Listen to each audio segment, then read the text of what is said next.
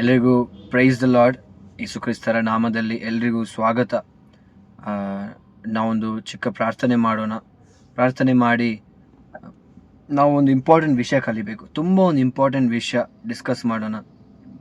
ಕೆಲವೊಂದು ಸತ್ಯಗಳು ಯೇಸ್ವಾಮಿ ಹೇಳ್ತಾರಲ್ವ, ಯೌವಾನ 8:32 ನೀವು ಸತ್ಯವನ್ನು ಅರಿತುಕೊಳ್ಳುವಿರಿ, ಸತ್ಯ ನಿಮಗೆ ಸ್ವತಂತ್ರ ಕೊಡುತ್ತೆ ಅಂತ.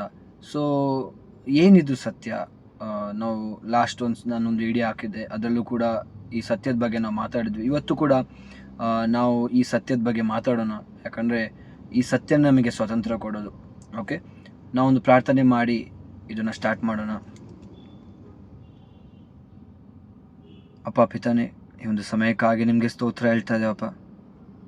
ನೀವು ಒಳ್ಳೆಯ ದೇವರಾಗಿದ್ದೀರಿ. ನಿಮ್ಮ ಚಿತ್ತವಾಗಿದೆ ಎಲ್ಲರೂ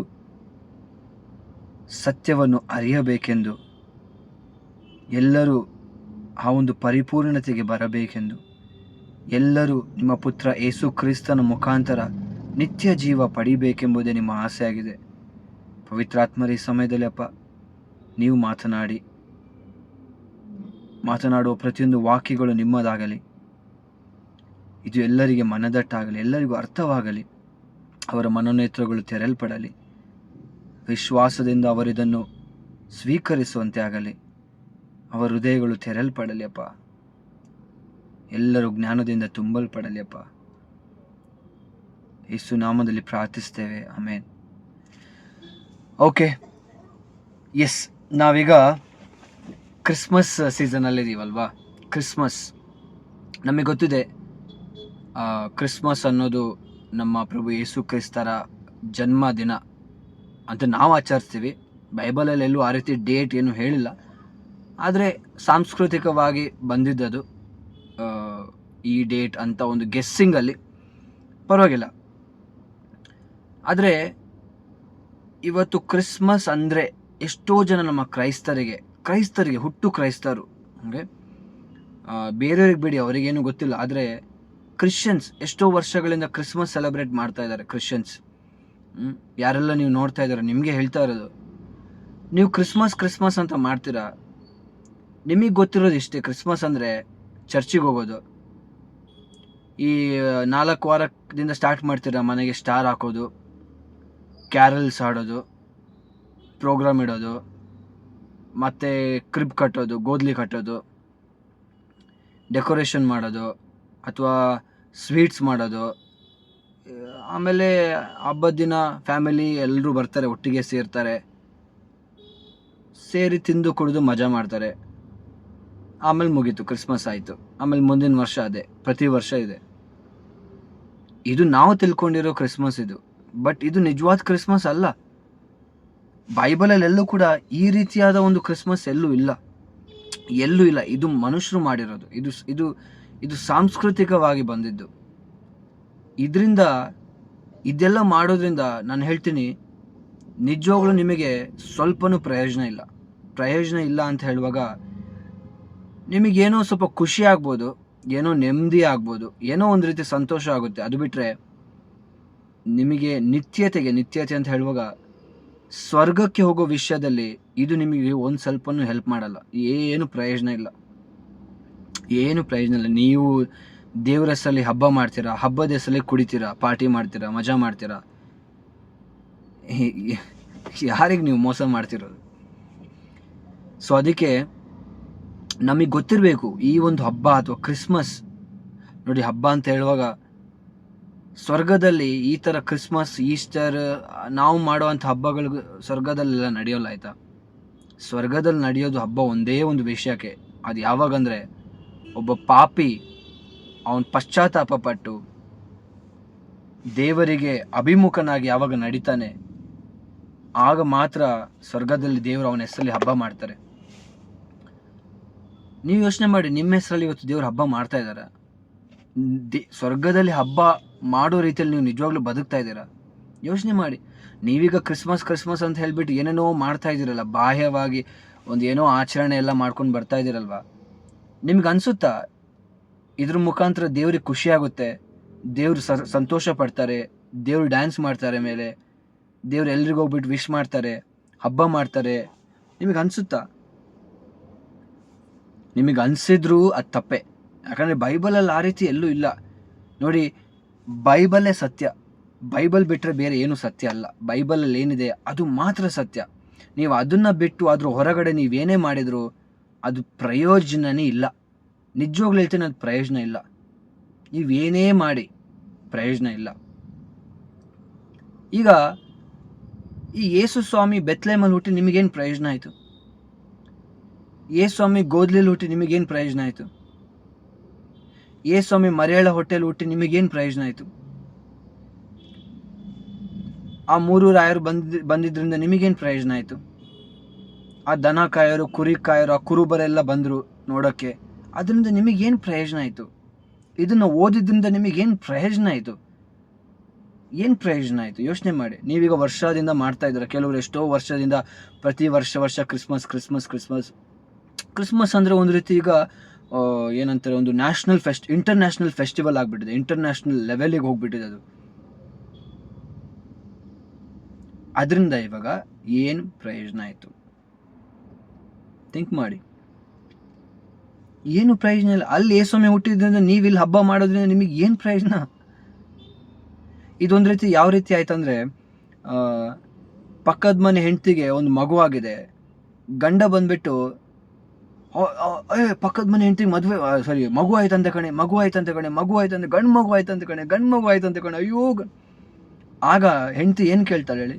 ರೀ, ನಿಮಗೆ ಯಾಕ್ರಿ ಖುಷಿ ಆಗ್ತಾ ಇದೆ? ಅವಳಿಗೆ ಮಗು ಆಗಿದ್ರಿಂದ. ನಮಗೆ ಮಗು ಆಗದೆ ಎಷ್ಟೋ ವರ್ಷ ಆಯಿತು, ನಿಮಗೇನು ಖುಷಿ ಆಗ್ತಾ ಇದೆ? ಬಾಯಿ ಮುಚ್ಚ್ರಿ ಅಂತ ಹೇಳ್ತಾರೆ, ಹೇಳಲ್ವಾ? ಹೇಳ್ತಾರೆ. ಅದೇ ರೀತಿ ಯೇಸು ಸ್ವಾಮಿ 2000 ವರ್ಷದ ಹಿಂದೆ, 2025 ವರ್ಷಗಳ ಹಿಂದೆ ಅಲ್ಲಿ ಹುಟ್ಟಿದ್ರಿಂದ ನಿಮಗೆ ಏನು ಪ್ರಯೋಜನ ಆಯಿತು? ಯೋಚನೆ ಮಾಡಿ. ನಿಜವಾಗ್ಲೂ ನಿಮಗೆ ನಿಮ್ಮ ಪಾಪಕ್ಕೆ ನಿಮಗೆ ವಿಮುಖರಾಗಕ್ಕೆ ಆಗ್ತಾ ಇದೆಯಾ? ಪಾಪದ ಜೀವನ ನಿಮಗೆ ಬಿಡೋಕ್ಕಾಗ್ತಾ ಇದೆಯಾ? ನಿಜವಾಗ್ಲೂ ನಿಮ್ಮ ಕುಟುಂಬದಲ್ಲಿ ಒಂದು ಶಾಂತಿ ಸಮಾಧಾನ ಇದೆಯಾ? ನಿಮಗೆ ದೇವರಿಗಾಗಿ ಬದುಕೋಕ್ಕಾಗ್ತಾ ಇದೆಯಾ? ಈಗ ಇಷ್ಟು ವರ್ಷದಿಂದ ನೀವು ಕ್ರಿಸ್ಮಸ್ ಮಾಡ್ತಾ ಬಂದ್ರಿ.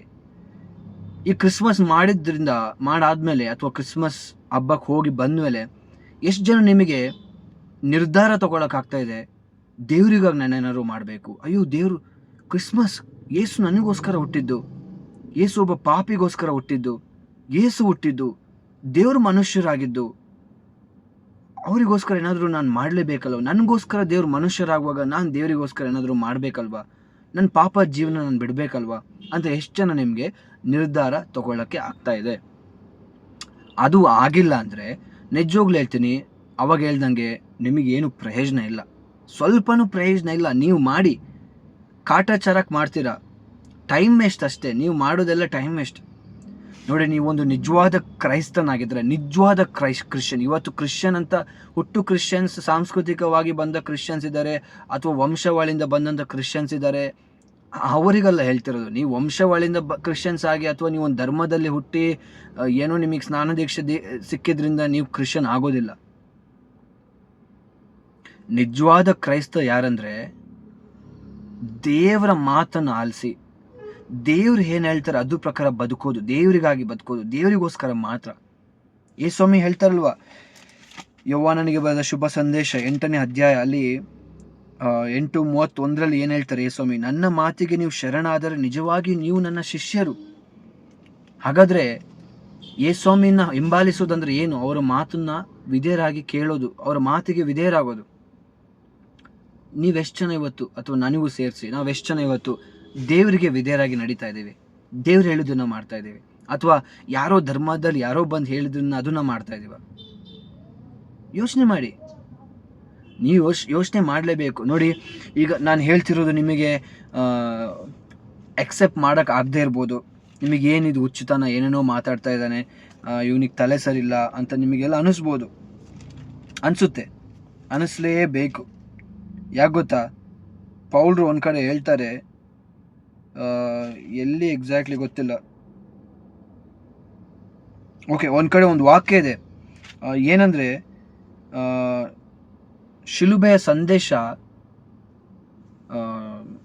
ವಿನಾಶ ಮಾರ್ಗದಲ್ಲಿರುವವರಿಗೆ ಹುಚ್ಚುತನ ಅಂತ ಹೇಳ್ತಾರೆ, ಅದೇ ಮುಕ್ತಿ ಮಾರ್ಗದಲ್ಲಿರುವವರಿಗೆ ಅದು ಶಕ್ತಿ, ದೇವರ ಶಕ್ತಿ ಅಂತ ಹೇಳ್ತಾರೆ. ವಿನಾಶ ಮಾರ್ಗದಲ್ಲಿರುವವರಿಗೆ ಶಿಲುಬೆಯ ಸಂದೇಶ ಹುಚ್ಚುತನ ಅಂತೆ. ಇವಾಗ ನಿಮಗೆ ನಾನು ಹೇಳ್ತಿರೋದು ಹುಚ್ಚುತನ ಅನ್ನಿಸ್ತಾ ಇದ್ರೆ ನೀವು ವಿನಾಶ ಮಾರ್ಗದಲ್ಲಿದ್ದೀರ. ನೀವು ವಿನಾಶ ಮಾರ್ಗ ಅಂತ ಹೇಳುವಾಗ ಏನೋ ನಿಮಗೆ, ನೀವು ಬದುಕಿರುವಾಗ ನಿಮಗೆ ಲೈಫಲ್ಲಿ ಏನೋ ಪ್ರಾಬ್ಲಮ್ಸ್ ಬರೋದು ಅಥವಾ ಏನೋ ಕೆಟ್ಟದಾಗೋದಲ್ಲ, ನರ್ಕದ ಬಗ್ಗೆ ಹೇಳ್ತಾ ಇರೋದು. ನೀವು ನರಕದ ಹಾದಿಯಲ್ಲಿದ್ದರೆ ನಿಮಗೆ ಈ ಬೈಬಲ್ನ ಎಕ್ಸೆಪ್ಟ್ ಮಾಡೋಕ್ಕಾಗಲ್ಲ. ಬೈಬಲ್ನ ಇದ್ದಿದ್ದಂಗೆ ಎಕ್ಸೆಪ್ಟ್ ಮಾಡೋಕ್ಕಾಗಲ್ಲ ನಿಮ್ಮ ಕೈಲಿ. ನಿಮಗೆ ಕಷ್ಟ ಅನಿಸುತ್ತೆ, ನಿಮಗೆ ಹುಚ್ಚುತನ ಅನಿಸುತ್ತೆ, ಏನಿದು ಈ ಥರ ಎಲ್ಲ ಹೇಳ್ತಾ ಇದ್ದಾರೆ, ಏನಿದು ನಂದೇನು ನಾನು ಬಂದು ಹೇಳ್ತಾ ಇಲ್ಲ, ಬೈಬಲಲ್ಲಿ ಇರೋದನ್ನೇ ನಿಮಗೆ ತೆಗೆದು ಹೇಳ್ತಾ ಇರೋದು. ನೋಡಿ, ನಾವು ಲೂಕನು ಬರೆದ ಶುಭ ಸಂದೇಶ 2ನೇ ಅಧ್ಯಾಯ 10ನೇ ವಾಕ್ಯ ನೋಡಿದ್ರೆ, ಇದು ಯಾವಾಗ ಅಂದರೆ ಕ್ರಿಸ್ತ ಯೇಸುವಿನ ಜನನ. ಇದು ನೀವು ಕ್ರಿಸ್ಮಸ್ ಟೈಮಲ್ಲಿ ಇದು ಓದ್ತೀರಾ, ಕ್ರಿಸ್ಮಸ್ ಹಬ್ಬದ ದಿನ ಹಿಂದೆ ಮುಂದೆ ಈ ಒಂದು ವಾಕ್ಯಗಳೆಲ್ಲ ಬರುತ್ತೆ. ಇಲ್ಲಿ ಲೂಕನು ಬರೆದ ಶುಭ ಸಂದೇಶ 2ನೇ ಅಧ್ಯಾಯದಲ್ಲಿ 10ನೇ ವಾಕ್ಯ ಹೇಳುತ್ತೆ, ಇಲ್ಲಿ ದೇವದೂತರು ಬರ್ತಾರೆ. ದೇವದೂತರು ಬಂದ್ಬಿಟ್ಟು ಅಲ್ಲಿ ಕೆಲವರು ಕುರುಬರು ಇರ್ತಾರೆ. ಯಾವಾಗ ಯೇಸುಸ್ವಾಮಿ ಹುಟ್ಟೋದ್ಕಿಂತ ಮುಂಚೆ ಕೆಲವು ಕುರುಬರು ಅವ್ರು ಕುರಿ ಮೇಯಿಸ್ತಾ ಇದ್ರು, ಅವ್ರ ಪಾಡಿಗೆ ಅವ್ರು ಕುರಿ ಮೇಯಿಸ್ತಾ ಇದ್ರು. ಅವ್ರು ಯಾವ ಧರ್ಮದವರು ಗೊತ್ತಾ, ಅವರು ಯಹೂದ್ಯರು ಅಲ್ವೋ ಏನು ಬರ್ದಿಲ್ಲ. ಯಹೂದ್ಯರಾಗಿದ್ರೆ ಯಹೂದ್ಯರಂತ ಬರಿತಾ ಇದ್ರು, ಆದರೆ ಯಹೂದ್ಯರು ಯಾರು ಆ ರೀತಿ ಕುರಿ ಕಾಯಿಸೋದೆಲ್ಲ ಮಾಡಲ್ಲ. ಇದನ್ನೆಲ್ಲ ಯಾರು ಮಾಡ್ತಾ ಇದ್ರು ಅಂದರೆ ಈ ಕೆಳ ಜಾತಿಯವರು, ಅಂದರೆ ಯಹೂದ್ಯರು ಅಲ್ಲದವರು. ಓಕೆ, ಅವ್ರ ಪಾಡಿಗೆ ಕುರಿ ಮೇಯಿಸ್ತಾ ಇದ್ರು. ಅವರಿಗೆ ದೇವದೂತರು ಬಂದು ಕಾಣಿಸ್ಕೊಳ್ತಾರೆ. ಇವತ್ತು ನೀವು ಕ್ರಿಶ್ಚಿಯನ್ಸ್ ಎಷ್ಟು ವರ್ಷದಿಂದ ಚರ್ಚಿಗೆ ಹೋಗ್ತಾ ಇದ್ದೀರಾ, ಎಷ್ಟು ವರ್ಷದಿಂದ ಬೈಬಲ್ ಓದ್ತಾ ಇದ್ದೀರಾ, ಎಷ್ಟು ವರ್ಷದಿಂದ ಪ್ರೇಯರ್ ಮಾಡ್ತಾ ಇದ್ದೀರಾ? ನಿಮ್ಮ ಮನೆಗೆ ಎಷ್ಟಲ್ಲಿ ದೇವದೂತರು ಬಂದಿದ್ದಾರೆ? ನಿಮಗೆ ಎಷ್ಟಲ್ಲಿ ದೇವದೂತರು ಕಾಣಿಸಿದ್ದಾರೆ? ದೇವದೂತರ ಥರ ಇರೋರು ಇರ್ಬೋದು. ಕೆಲವು ಅದ್ಭುತ ಮಾಡೋ ಕೆಲವು ವ್ಯಕ್ತಿಗಳು ನಿಮಗೆ ಕಾಣಿಸಲ್ಪಡ್ತಾರೆ, ಅವ್ರ ಹೆಸರಲ್ಲಿ ಅದ್ಭುತಗಳೆಲ್ಲ ನಡೆಯುತ್ತೆ. ಅದು ದೇವದೂತರು ಅಲ್ವೇ ಅಲ್ಲ. ಇಲ್ಲಿ ದೇವದೂತರು ಕಾಣಿಸ್ಕೊಂಡು ಅವ್ರಿಗೆ ಏನು ಹೇಳ್ತಾರೆ ಗೊತ್ತಾ? ಇಗೋ, ಅವ್ರು ಹೇಳ್ತಾರೆ, ಭಯಪಡಬೇಡಿ, ಇಗೋ ಜನರೆಲ್ಲರಿಗೂ ಪರಮಾನಂದ ತರುವ ಶುಭ ಸಂದೇಶವನ್ನು ನಿಮಗೆ ತಿಳಿಸುತ್ತೇನೆ ಅಂತ ಹೇಳ್ತಾರೆ. ಯಾರಿಗೆ ಹೇಳ್ತಾ ಇರೋದು? ಕುರುಬ್ರಿಗೆ. ಯಾರು ಹೇಳ್ತಾ ಇರೋದು? ದೇವದೂತರು ಹೇಳ್ತಾ ಇರೋದು. ಏನದು ಶುಭ ಸಂದೇಶ? ಅದೇನಂತ ಮುಂದೆ ಇದೆ. ಅದೇನೆಂದರೆ, ಹಿಂದೆ ದಾವೀದನ ಊರಿನಲ್ಲಿ ನಿಮಗೋಸ್ಕರ ಲೋಕೋದ್ಧಾರಕ ಜನಿಸಿದ್ದಾರೆ, ಅವರೇ ಪ್ರಭು ಕ್ರಿಸ್ತ. ಇದೇ ಗುಡ್ ನ್ಯೂಸ್, ಪರಮಾನಂದ ತರುವ ಶುಭ ಸಂದೇಶ ಅಂತೆ. ಪರಮಾನಂದ ತರುವ ಶುಭ ಸಂದೇಶ. ಇದು ನೀವೀಗ ಕೇಳ್ತಾ ಇದ್ದೀರಲ್ವಾ, ನಿಮಗೆ ಪರಮಾನಂದ ಆಗ್ತಾ ಇದೆಯಾ? ನಿಜವಾಗ್ಲು ನಿಮ್ಮ ಒಳಗಡೆ ಒಂದು ಆನಂದ ಆಗ್ತಾ ಇದೆಯಾ? ನಿಜವಾಗ್ಲೂ ಆಗ್ತಾ ಇಲ್ಲ. ನಿಮಗೆ ಪರಮಾನಂದ ಅಲ್ಲ, ನಿಮ್ಗೆ ಏನೂ ಆಗ್ತಾ ಇಲ್ಲ. ಸುಮ್ಮನೆ ಕ್ರಿಸ್ಮಸ್ಸಿಗೆ ಬರ್ತೀರಾ, ಕಲರ್ ಕ್ಯಾಂಡ್ಲ್ಗಳನ್ನ ನೋಡ್ತೀರಾ, ಸ್ವಲ್ಪ ಡೆಕೋರೇಷನ್ ಮಾಡಿದ್ದು ನೋಡ್ತೀರಾ, ಅಲ್ಲಿ ದೊಡ್ಡ ಒಂದು ಗೋದ್ಲಿ ಮಾಡಿರ್ತಾರೆ ಅದನ್ನು ನೋಡ್ತೀರಾ. ಅದನ್ನೆಲ್ಲ ನೋಡುವಾಗ ನಿಮ್ಗೆ ಏನೋ ಒಂದು ಎಕ್ಸೈಟ್ಮೆಂಟ್ ಆಗುತ್ತೆ, ಏನೋ ಒಂದು ಖುಷಿ ಆಗುತ್ತೆ. ಅದನ್ನು ನೋಡಿ ಖುಷಿ ಆಗೋದಲ್ಲ, ಅದು ಏನು ಪ್ರಯೋಜನ ಇಲ್ಲ. ನಿಮಗೆ ಯಾವುದಕ್ಕೆ ಖುಷಿ ಆಗ್ಬೇಕಂತ ಹೇಳಿದ್ರೆ, ಈ ಶುಭ ಸಂದೇಶ ಜನರೆಲ್ಲರಿಗೂ ಪರಮಾನಂದ ತರುವ ಶುಭ ಸಂದೇಶವನ್ನು ಆಲಿಸುವಾಗ ಮಾತ್ರ ನಿಮಗೆ ಪರಮಾನಂದ ಆಗಬೇಕು. ಹಿಂದೆ ದಾವೀದನ ಊರಿನಲ್ಲಿ, ಅಂದರೆ ಜೆರುಸಲೇಮ್ ಅಥವಾ ಬೆತ್ಲೆಹೇಮಿನಲ್ಲಿ ನಿಮಗೋಸ್ಕರ ಲೋಕೋದ್ಧಾರಕ ಜನಿಸಿದ್ದಾರೆ, ಅವರೇ ಪ್ರಭು ಕ್ರಿಸ್ತ.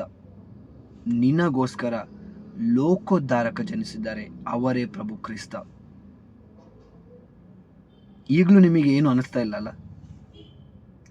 ಇದು ಎಷ್ಟೋ ಸಲ ಕೇಳಿರೋದು, ಪ್ರತಿ ಕ್ರಿಸ್ಮಸಲ್ಲೂ ಇದು ಕೇಳಿರ್ತೀವಿ. ಇದು ಹಾಡು ಕೂಡ ಇದೆ, ಎಲ್ಲ ಇದೆ, ಕ್ಯಾರಲ್ಸಲ್ಲೆಲ್ಲ ನಾವು ಹಾಡ್ತೀವಿ ಇದನ್ನೆಲ್ಲ.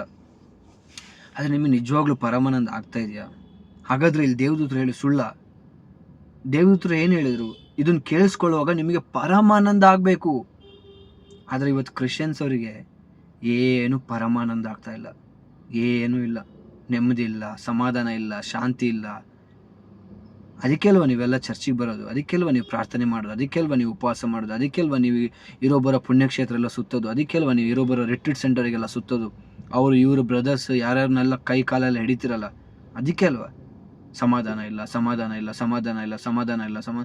ಸಮಾಧಾನ ಬರಲ್ಲ. ಮೊನ್ನೆ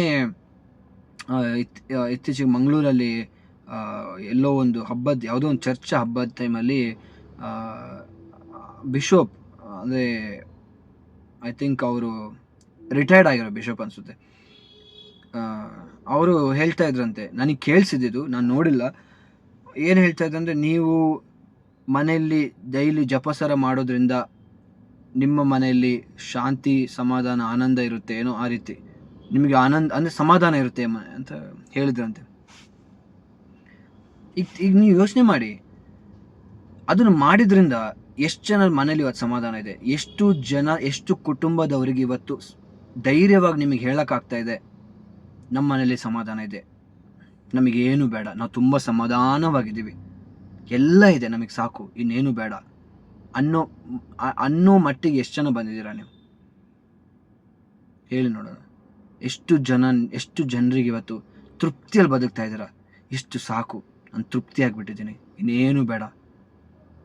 ಯೋಚನೆ ಮಾಡಿ, ಯಾಕೆ ನಿಮ್ಮಲ್ಲಿ ಎಷ್ಟೋ ಜನ ಹತ್ರ ಒಳ್ಳೆ ಆಸ್ತಿ ಇಲ್ವಾ, ಎಷ್ಟೋ ಜನ ಹತ್ರ ಒಳ್ಳೆ ಹಣ ಇಲ್ವಾ? ನೀವು ತಿಳ್ಕೊಬೋದು, ನಮ್ಮ ಹತ್ರ ಹಣ ಇಲ್ಲ, ಅದಕ್ಕೆ ನಮಗೆ ಮನೇಲಿ ಸಮಾಧಾನ ಇಲ್ಲ. ಓಕೆ, ಹಣ ಇದ್ದವ್ರ ಹತ್ರ ಹೋಗಿ ಕೇಳಿ ನೋಡೋಣ. ನಿಮ್ಮಲ್ಲಿ ಎಷ್ಟೋ ಜನ ತುಂಬ ಹಣ ಇರೋರು ಇದ್ದೀರಾ, ನೀವು ದೊಡ್ಡ ದೊಡ್ಡ ಮನೆ ಕಟ್ಟಿರೋರು ಇದ್ದೀರಾ, ದೊಡ್ಡ ದೊಡ್ಡ ಗಾಡಿಗಳಿದೆ, ದೊಡ್ಡ ದೊಡ್ಡ ಆಸ್ತಿ ಇದೆ, ತೋಟ ಏನೇನೋ ಇದೆ. ನಿಜವಾಗ್ಲೂ ನಿಮಗೆ ಮನಸ್ಸಲ್ಲಿ ಸಮಾಧಾನ ಅನ್ನೋದಿದೆಯಾ? ಅಂದರೆ ನನಗೇನು ಬೇಡ, ನನ್ನ ಸಮಾಧಾನವಾಗಿದೆ, ಏನೋ ಒಂದು ನೆಮ್ಮದಿ ಇದೆ ಒಳಗಡೆ, ನನಗೆ ಇರೋದು ಬೇಡ, ಈಗ ಅಷ್ಟು ಸಮಾಧಾನ ಇದೆ, ಇನ್ನೇನು ಬೇಡ ಅನ್ನೋ ಮಟ್ಟಿಗೆ ನೀವೆಷ್ಟು ಜನ ಹೇಳ್ತೀರ? ನಿಮಗೆ ಎಷ್ಟಿದ್ರೂ ಸಾಲಲ್ಲ, ನಿಮಗೆ ಇನ್ನೂ ಬೇಕು ಅಂತ ಆಸೆ, ಅದಕ್ಕೆ ನೀವು ಬರ್ತಾ ಇರೋ ಚರ್ಚಿಗೆ, ಅದಕ್ಕೆ ನೀವು ಪ್ರಾರ್ಥನೆ ಮಾಡ್ತಿರೋ, ಅದಕ್ಕೆ ನೀವು ಇರೋ ಬರೋ ಪ್ರಾರ್ಥನೆ, ಪುಸ್ತಕದ ಪ್ರಾರ್ಥನೆ, ಅದು ಇದು, ಆ ರಿಟ್ರೀಟ್ ಸೆಂಟರ್, ಈ ರಿಟ್ರೀಟ್ ಸೆಂಟರ್, ಪುಣ್ಯಕ್ಷೇತ್ರಗಳು ಎಲ್ಲ ಕಡೆ ಸುತ್ತುತ್ತೀರ. ಯಾಕೆ ಗೊತ್ತಾ? ಇನ್ನೂ ಬೇಕು, ಇದು ಸಾಲಲ್ಲ, ಇನ್ನೂ ಸ್ವಲ್ಪ ಬೇಕು.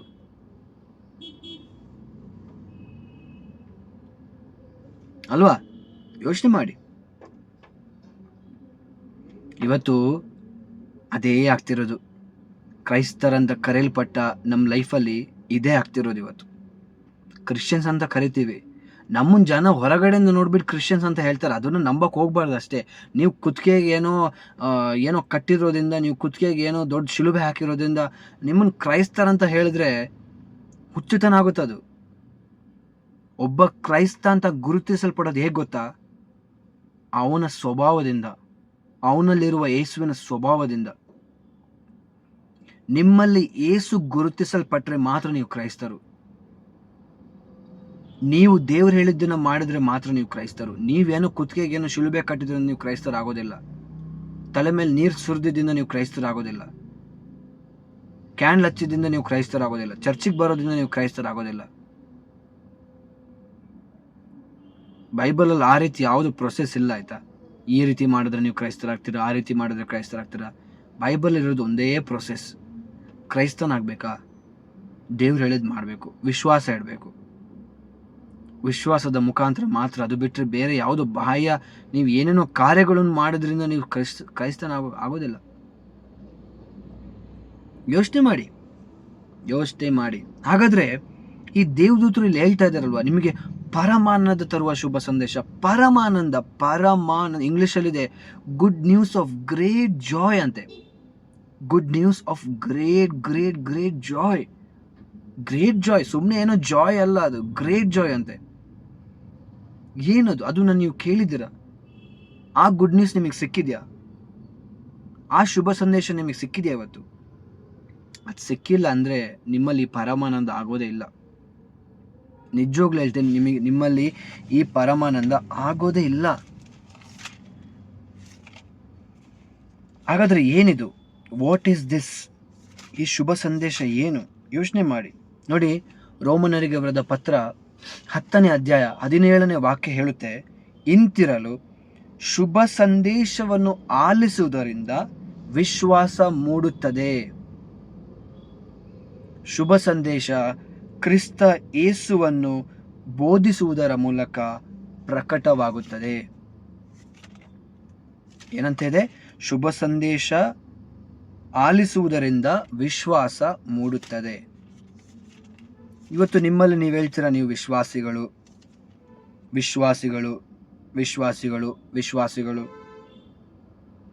ನಿಮ್ಮನ್ನು ನೀವು ವಿಶ್ವಾಸಿಗಳಂತ ಕರಿತೀರಲ್ವಾ? ನಿಮಗೆ ಆ ವಿಶ್ವಾಸ ಈ ಶುಭ ಸಂದೇಶ ಆಲಿಸದಿಂದ ಬಂದಿದ್ದ, ಅಥವಾ ಸುಮ್ಮನೆ ಏನೋ ಮಾಡಿದ್ರಿಂದ ಬಂತ, ಅಥವಾ ನೀವು ಒಂದು ಧರ್ಮದಲ್ಲಿ ಹುಟ್ಟಿದ್ರಿಂದ ನೀವು ಇವತ್ತು ವಿಶ್ವಾಸಿಗಳಂತ ಕರಿತೀರಾ? ಇವತ್ತೊಂದು ಧರ್ಮದಲ್ಲಿ ಹುಟ್ಟಿದ್ರಿಂದ ನಿಮ್ಮನ್ನು ನೀವು ವಿಶ್ವಾಸಿಗಳನ್ನ ಕರಿತಾ ಇದ್ರೆ ಅದು ಸುಳ್ಳಾಯ್ತಾ? 100ಕ್ಕೆ 100 ಸುಳ್ಳದು. ನೀವು ವಿಶ್ವಾಸಿಗಳು ಯಾವಾಗ ಆಗ್ತೀರಾ ಅಂದರೆ, ಇಲ್ಲಿ ಬೈಬಲಲ್ಲಿ ಬರ್ದಿದ್ದಲ್ವಾ ಈ ಶುಭ ಸಂದೇಶ. ಶುಭ ಸಂದೇಶ ಅಂದರೆ ಮತ್ತಾಯ, ಮಾರ್ಕ, ಲೂಕ, ಯೋವಾನ ಅಲ್ಲ. ಇಲ್ಲಿದೆ ಆನ್ಸರ್, ಅಲ್ಲೇ ಇದೆ. ಶುಭ ಸಂದೇಶ ಯೇಸು ಕ್ರಿಸ್ತರ ಕುರಿತಾದ ಸಂದೇಶ, ಲೋಕೋದ್ಧಾರಕ ಜನಿಸಿದ ಸಂದೇಶ. ಏನಾಗುತ್ತೆ? ಓಕೆ, ಈ ಶುಭ ಸಂದೇಶ ಆಲಿಸುವುದರ ಮುಖಾಂತರ ನಿಮ್ಮಲ್ಲಿ ಏನಾಗುತ್ತೆ ಅಂತ ಕೇಳಿದ್ರೆ ನಾವು ನೋಡ್ಬೋದು. ಒಂದು ನಿಮಿಷ. ಪೇತ್ರನು ಬರೆದ ಪತ್ರಿಕೆಯಲ್ಲಿ ಒಂದು ವಾಕ್ಯ ಇದೆ.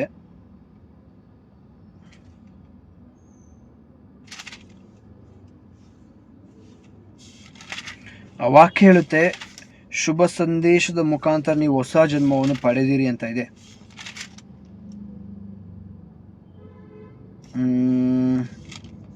ಸಿಗುತ್ತೆ, ನೋಡೋಣ.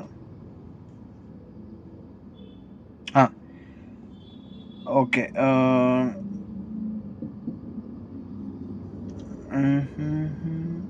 ಇಲ್ಲಿದೆ.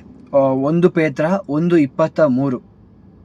1 ಪೇತ್ರನು ಬರೆದ ಮೊದಲನೇ ಪತ್ರ 1ನೇ ಅಧ್ಯಾಯ 23ನೇ ವಾಕ್ಯ ಏನು ಹೇಳ್ತಂದ್ರೆ, ನೀವು ಸಜೀವವಾದ ಅನಂತ ದೈವ ವಾಕ್ಯದ ಮೂಲಕ ಹೊಸ ಜನ್ಮವನ್ನು ಪಡೆದಿದ್ದೀರಿ.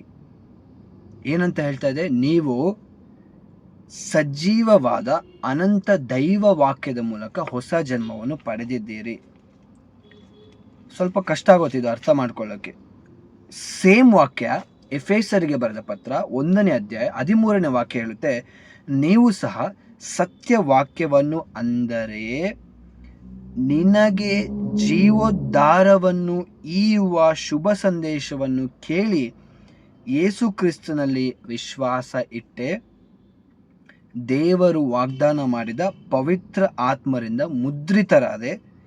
ಹೀಗೆ ದೇವರಿಗೆ ಸೇರಿದವರು ವಿಮೋಚನೆ ಹೊಂದಿ ಸ್ವರ್ಗೀಯ ಸ್ವಾಸ್ಥ್ಯಕ್ಕೆ ಬಾಧ್ಯರಾಗಲು ಆ ಪವಿತ್ರಾತ್ಮರೇ ಆಧಾರ.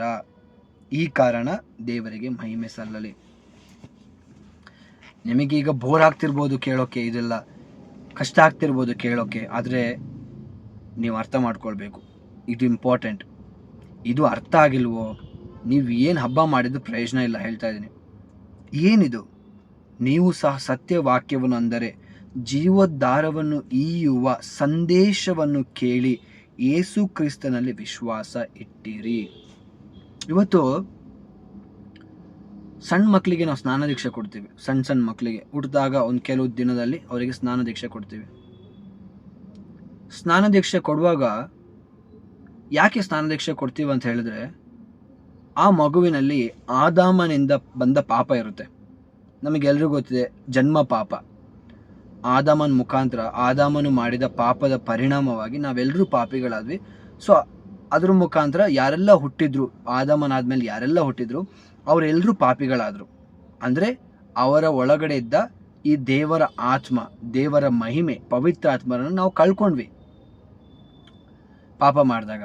ಅದ್ರ ಪರಿಣಾಮವಾಗಿ ನಾವು ಆತ್ಮದಲ್ಲಿ ಸತ್ತೋಗ್ಬಿಟ್ವಿ.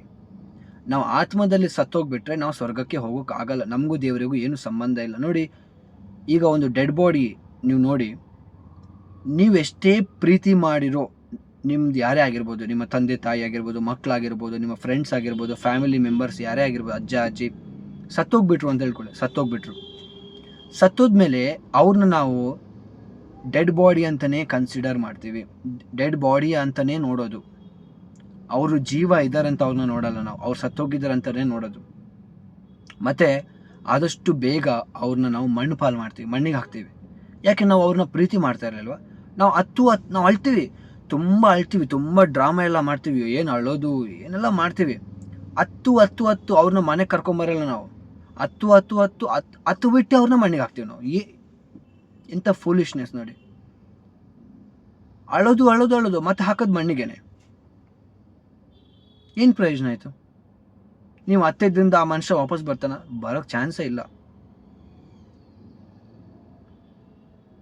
ಸೊ ಅದೇ ರೀತಿ ನಾವು ಒಬ್ಬ ಸತ್ತ ವ್ಯಕ್ತಿನ, ನಾವು ಪ್ರೀತಿ ಮಾಡಿರೋ ಒಬ್ಬ ಮನುಷ್ಯ, ಒಬ್ಬ ವ್ಯಕ್ತಿ ಸತ್ತೋದ್ಮೇಲೆ ಅವ್ರನ್ನ ನಾವು ಹೇಗೆ ಮಣ್ಣು ಮಾಡ್ತೇವೋ, ನಮಗೆ ಯಾಕೆ ಹೇಳಿ? ನಮಗೆ ಗೊತ್ತು ಅವ್ರೇನು ಯಾವ್ದು ಯೂಸ್ ಇಲ್ಲ, ಅವ್ರನ್ನ ಹಿಡ್ಕೊಂಡು ಏನು ಮಾಡೋದು, ಏನು ಪ್ರಯೋಜನ ಬರಲ್ಲ. ಆ ದೇಹ ಹಿಡ್ಕೊಂಡು ಏನು ಮಾಡೋದು, ಕೊಳ್ತೋಗುತ್ತೆ, ಅದು ವೇಸ್ಟ್ ಬಾಡಿ, ಅದನ್ನ ಹಿಡ್ಕೊಂಡು ಏನು ಮಾಡೋದು ಅಂತ ಹೇಳ್ಬಿಟ್ಟು ಅವ್ರನ್ನ ಮಣ್ಣಿಗೆ ಹಾಕ್ತೀವಿ. ಹಾಗಾದರೆ ನಮ್ಮ ಒಳಗಡೆ ಆತ್ಮ ಸತ್ತೋಗ್ಬಿಟ್ಟಿದೆ, ನಮ್ಮ ಒಳಗಡೆ ಪಾಪ ಇದೆ. ನನ್ನ ಒಳಗಡೆ ಪಾಪ ಇದ್ದಾಗ ನನಗೂ ದೇವರಿಗೂ ಏನು ಸಂಬಂಧ ಇಲ್ಲ. ಹಾಗಿರುವಾಗ ಸಂಬಂಧ ಇಲ್ದಿರೋದನ್ನ, ಸತ್ತೋಗಿರೋದನ್ನ ದೇವ್ರು ಯಾಕೆ ಇಟ್ಕೊಳ್ತಾರೆ ಹೇಳಿ? ದೇವ್ರು ಯಾಕೆ ಇಟ್ಕೊಳ್ತಾರೆ? ನಾವು ಡೆಡ್ ಬಾಡಿನೇ ಹೋಗ್ಬಿಟ್ಟು ಮಣ್ಣಿಗೆ ಹಾಕುವಾಗ ಸತ್ತೋಗಿರೋ ಆತ್ಮನ್ನ ದೇವ್ರು ಎಲ್ಲಿಗೆ ಹಾಕ್ತಾರೆ? ಈಗ ನಿಮ್ಮ ಮನೆಯಲ್ಲಿ ನಿಮ್ಮದು ಗಾರ್ಬೇಜ್ ಅಥವಾ ಕಸ ಕಡ್ಡಿ ಏನೆಲ್ಲ ಇರುತ್ತೆ, ಅದನ್ನ ಎಲ್ಲಿಗೆ ಹಾಕ್ತೀರಾ ನೀವು? ಹೋಗ್ಬಿಟ್ಟು ನೀವು ಫ್ರಿಜ್ಜಲ್ಲಿ ಇಡ್ತೀರಾ, ಅಥವಾ ಶೋಕೇಸಲ್ಲಿ ಇಡ್ತೀರಾ, ಅಥವಾ ಒಂದು ಡಬ್ಬದಲ್ಲಿ ಹಾಕ್ಬಿಟ್ಟು ಬೇಕಾಗುತ್ತೆ ಅಂತ ಇಡ್ತೀರಾ? ಇಲ್ಲ, ಅದು ತಗೊಂಡು ಎಸಿತೀರಾ ನೀವು. ಎಲ್ಲಿ ಗಲೀಜಿರುತ್ತೆ ಅಲ್ಲಿಗೆ ಹೋಗಿ ಎಸಿತೀರಾ, ಅದನ್ನು ಇಟ್ಕೊಳ್ಳಲ್ಲ ನೀವು. ನೀವೇ ಈ ಥರ ಕೆಟ್ಟೋಗಿರೋ ಐಟಮ್ಸ್ನ ಇಟ್ಕೊಳ್ಳಲ್ಲ ಅಂದಮೇಲೆ ದೇವ್ರು ಯಾಕೆ ಇಟ್ಕೊಳ್ತಾರೆ ಹೇಳಿ? ದೇವ್ರು ಇಟ್ಕೊಂಡು ಏನು ಪ್ರಯೋಜನ? ದೇವ್ರಿಗೆ ಏನು ಪ್ರಯೋಜನ ಇದೆ? ಏನು ಮಾಡ್ತಾರೆ ದೇವ್ರಿಗೆ? ಎಲ್ಲಿಗಾದ್ರೂ ಹಾಕಬೇಕಲ್ವ? ಈ ಸತ್ತೋಗಿರೋ ಆತ್ಮನ ಎಲ್ಲಿಗಾದ್ರೂ ಹಾಕಬೇಕಲ್ಲ, ಎಲ್ಲಿಗೆ ಹಾಕೋದು? ನಾವು ಗಾರ್ಬೇಜ್ನ ಎಲ್ಲಿಗೆ ಹಾಕ್ತೀವಿ? ಅದೇ ರೀತಿ ದೇವರು ಗಾರ್ಬೇಜ್ ಅಂತ ಒಂದು ಸ್ಥಳ ಇಟ್ಟಿದ್ದಾರೆ, ಒಂದು ಗಾರ್ಬೇಜ್. ಏನದು? ನರಕ, ವೇಸ್ಟ್ ಹಾಕೋ ಜಾಗ, ಅಲ್ಲಿಗೆ ಹೋಗಿ ಹಾಕ್ತಾರಷ್ಟೇ. ಅದಕ್ಕೋಸ್ಕರನೇ ನಾವು ಈ ಸ್ನಾನ ದೀಕ್ಷೆ ಕೊಡ್ತೀವಿ. ಏನಂತ, ಯಾವ ನಂಬಿಕೆಯಲ್ಲಿ ಕೊಡ್ತೀವಿ ಅಂದರೆ, ಸ್ನಾನ ದೀಕ್ಷೆ ಮುಖಾಂತರ ಈ ಒಂದು ಪಾಪ ಇತ್ತು, ಏನು ಒಂದು ಮಗುವಿನಲ್ಲಿ ಏನು ಪಾಪ ಇತ್ತು ಅದೆಲ್ಲ ತೊಳೆಯಲ್ಪಡುತ್ತೆ, ಆ ಮಗು ಹೊಸ ಜನ್ಮ ಪಡ್ಕೊಳ್ಳುತ್ತೆ, ಆ ಒಂದು ಏನಂತಾರೆ, ಆ ಪಾಪ ಮುಕ್ತಿಯಾಗಿ ಬದುಕುತ್ತೆ ಅಂತ ಆ ನಂಬಿಕೆಯಲ್ಲಿ ಮಾಡ್ತೀವಿ. ಈಗ ನಿಮಗೆ ಕ್ವೆಶನ್, ಬೈಬಲ್ ಪ್ರಕಾರ ಈಗ ನಾವು ಓದಿದ್ರೆ ಎಫೆಸರಿಗೆ ಬರೆದ ಪತ್ರ 1ನೇ ಅಧ್ಯಾಯ 13ನೇ ವಾಕ್ಯದ ಪ್ರಕಾರ ಅಲ್ಲಿ ಏನು ಹೇಳುತ್ತೆ? ನೀವು ಸಹ ಸತ್ಯ ವಾಕ್ಯವನ್ನು, ಅಂದರೆ ಜೀವೋದ್ಧಾರವನ್ನು ಈಯುವ ಶುಭ ಸಂದೇಶವನ್ನು ಕೇಳಿ ಯೇಸುವಿನಲ್ಲಿ ವಿಶ್ವಾಸ ಇಟ್ರಿ, ಅದರ ಪರಿಣಾಮವಾಗಿ ದೇವರು ನಿಮಗೆ ಪವಿತ್ರಾತ್ಮರನ್ನು ಮರಳಿ ಕೊಟ್ಟರು ಅಂತ ಇದೆ. ಈಗ ಆ ಸಣ್ಣ ಮಗುಗೆ ಶುಭ ಸಂದೇಶ ಯಾರು ಹೇಳಿದ್ರು? ಯಾರು ಕೊಟ್ಟರು ಶುಭ ಸಂದೇಶ? ಆ ಮಗುಗೆ ಶುಭ ಸಂದೇಶ ಕೊಟ್ಟರು ಆ ಮಗುಗೆ ಅರ್ಥ ಆಗುತ್ತಾ? ಇಲ್ಲ. ಆ ಮಗುಗೆ ವಿಶ್ವಾಸ ಇಡೋಕ್ಕಾಗುತ್ತಾ? ಇಲ್ಲ. ವಿಶ್ವಾಸ ಇಡೋಕ್ಕಾಗಿಲ್ಲ ಅಂದರೆ ಯೇಸುವಿನ ಮೇಲೆ ನಂಬಿಕೆ ಇಲ್ಲ. ಯೇಸುವಿನ ಮೇಲೆ ನಂಬಿಕೆ ಇಲ್ಲ ಅಂದಮೇಲೆ ಪವಿತ್ರಾತ್ಮರ ದೇವ್ರು ಕೊಡಲ್ಲ. ಮತ್ತೆ ಏನು ಮಾಡ್ತಾ ಇದ್ದೀರಾ ನೀವು? ಯಾವ ನಂಬಿಕೆಯಲ್ಲಿ ಅದಕ್ಕೆ ದೀಕ್ಷಾ ಸ್ನಾನ ಕೊಡ್ತಾ ಇದ್ದೀರಾ? ದೀಕ್ಷಾ ಸ್ನಾನ ಕೊಟ್ರಿ, ಮತ್ತೆ ಅದನ್ನು ದೃಢೀಕರಣ ಅಂತ ಹೇಳ್ಬಿಟ್ಟು ಅದನ್ನು ಕನ್ಫರ್ಮೇಷನ್ ಅಂದರೆ ಪವಿತ್ರಾತ್ಮರು ಸಿಕ್ಕಿದಂಥ ಕನ್ಫರ್ಮೇಷನ್ ಅಂತ ದೃಢೀಕರಣ ಮಾಡಿಸ್ತೀರಾ. ಅವಾಗಾದರೂ ಆ ಮಗುಗೆ ಶುಭ ಸಂದೇಶ ಸಿಗ್ತಾ? ಈ ಜೀವೋದ್ಧಾರ ಕೊಡುವ ಶುಭ ಸಂದೇಶ ಆ ಮಗುಗೆ ಯಾರು ಕೊಟ್ಟ? ಇಲ್ಲ. ಮತ್ತೇನು ಕನ್ಫರ್ಮ್ ಮಾಡ್ತಾ ಇದ್ದೀರಾ ನೀವು? ಯಾರಿಗೆ ಗೊತ್ತು? ಒಂದು ಟೈಮಿಂದ ಮಾಡ್ಕೊಂಡು ಬರ್ತಾ ಇದ್ದಾರೆ, ಅದನ್ನೇ ನಾವೀಗ ಮಾಡ್ತಾ ಇದ್ದೀವಿ. ಆಮೇಲೆ ಕೇಳ್ತಾರೆ, ನೀವು ದೇವರನ್ನು ವಿಶ್ವಾಸಿಸ್ತಿರೋ? ಹೌದು, ನಾವು ವಿಶ್ವಾಸಿಸ್ತೇವೆ. ನೀವು ಯೇಸು ಕ್ರಿಸ್ತರನ್ನು ವಿಶ್ವಾಸಿಸ್ತಿರೋ? ಹೌದು, ವಿಶ್ವಾಸಿಸ್ತೇವೆ. ಆ ರೀತಿ ವಿಶ್ವಾಸ ಇದೆ ಇಲ್ಲ ಅಂತ ಹೇಳ್ಬಿಟ್ಟು ಏನು ಪ್ರಯೋಜನ ಇಲ್ಲ. ಅದರಿಂದ ಏನು ಪ್ರಯೋಜನ ಇಲ್ಲ. ಬಾಯಲ್ಲಿ ಹೇಳೋದು ಇಂಪಾರ್ಟೆಂಟ್ ಅಲ್ಲ, ಹೃದಯದಲ್ಲಿ ಹೇಳೋದು ಇಂಪಾರ್ಟೆಂಟ್. ಅದು ಆಗಿದೆಯಾ? ಯೋಚನೆ ಮಾಡಿ. ಯೇಸುವೇ ಪ್ರಭು ಎಂದು ರೋಮನ್ನರಿಗೆ ಬರೆದ ಪತ್ರದಲ್ಲಿ ಇದೆ ಅಲ್ವಾ ಆ ವಾಕ್ಯ? ಎಲ್ಲಿದೆ, ಏನಿದೆ ಎಕ್ಸಾಕ್ಟ್ಲಿ ನನಗೆ ಗೊತ್ತಿಲ್ಲ, ಹುಡುಕ್ತೇನೆ. ಆದರೆ ಒಂದು ವಾಕ್ಯ ಇದೆ, ಸಿಕ್ತು. ಓಕೆ, ದೇವರಿಗೆ ಸ್ತೋತ್ರ. ರೋಮನರಿಗೆ ಬರೆದ ಪತ್ರ 10ನೇ ಅಧ್ಯಾಯ 9ನೇ ವಾಕ್ಯ ಹೇಳುತ್ತೆ. ಓಕೆ, ಏನು ಹೇಳುತ್ತಂದರೆ, ಯೇಸು ಸ್ವಾಮಿಯೇ ಪ್ರಭು ಎಂದು ನೀನು ಬಾಯಿಂದ ನಿವೇದಿಸಿ ಅವರನ್ನು ದೇವರು ಪುನರುತ್ಥಾನಗೊಳಿಸಿದ್ದಾರೆಂದು ಹೃದಯದಿಂದ ವಿಶ್ವಾಸಿಸಿದರೆ ಜೀವೋದ್ಧಾರವನ್ನು ಹೊಂದುತ್ತೀಯ. ನಿಮಗೆ ಕ್ವೆಶನ್, ನೀವು ಹೃದಯದಲ್ಲಿ ವಿಶ್ವಾಸ ಇಡ್ತಾ ಇದ್ದೀರಾ? ಯೋಚನೆ ಮಾಡಿ. ಹೃದಯದಲ್ಲಿ ನೀವು ವಿಶ್ವಾಸ ಇಡ್ತಾ ಇದ್ದೀರಾ? ಇಲ್ಲ. ಹೃದಯದಲ್ಲಿ ಏನು ಗೊತ್ತಾ? ನಾನು ಚೆನ್ನಾಗಾಗಬೇಕು, ನಾನು ಒಳ್ಳೆಯವನಾಗಬೇಕು, ನನ್ನ ಸಾಲ ತಿರಬೇಕು, ನನ್ನ ಮಕ್ಕಳಿಗೆ ಮದುವೆ ಆಗಬೇಕು, ಒಳ್ಳೆ ಎಜುಕೇಷನ್ ಆಗಬೇಕು, ವೀಸಾ ಪಾಸ್ ಆಗಬೇಕು, ಕೆನಡಾ ಹೋಗಬೇಕು, ಅಮೇರಿಕಾ ಹೋಗಬೇಕು, ಆಸ್ಟ್ರೇಲಿಯಾ ಹೋಗಬೇಕು, ದುಬೈ ಹೋಗಬೇಕು, ಒಳ್ಳೆ ಕಾರ್ ತೊಗೊಳ್ಬೇಕು, ಬೈಕ್ ತೊಗೊಳ್ಬೇಕು, ಒಂದು ಒಳ್ಳೆ ಮನೆ ಕಟ್ಟಬೇಕು, ಸೆಟಲ್ ಆಗಬೇಕು, ರಿಟೈರ್ಡ್ ಆಗಬೇಕು, ಇನ್ವೆಸ್ಟ್ಮೆಂಟ್ ಮಾಡಬೇಕು, ಫಾರಿನ್ ಟೂರ್ ಹೋಗಬೇಕು, ಸುತ್ತಬೇಕು. ಕ್ರಿಸ್ಮಸ್ ಟೈಮಲ್ಲೆಲ್ಲ ಹೋಗ್ತಾರಲ್ವ, ರೆಸಾರ್ಟ್ ಅಲ್ಲಿ ಇಲ್ಲಂತ ಊರೆಲ್ಲ ಸುತ್ತಾರಲ್ವ.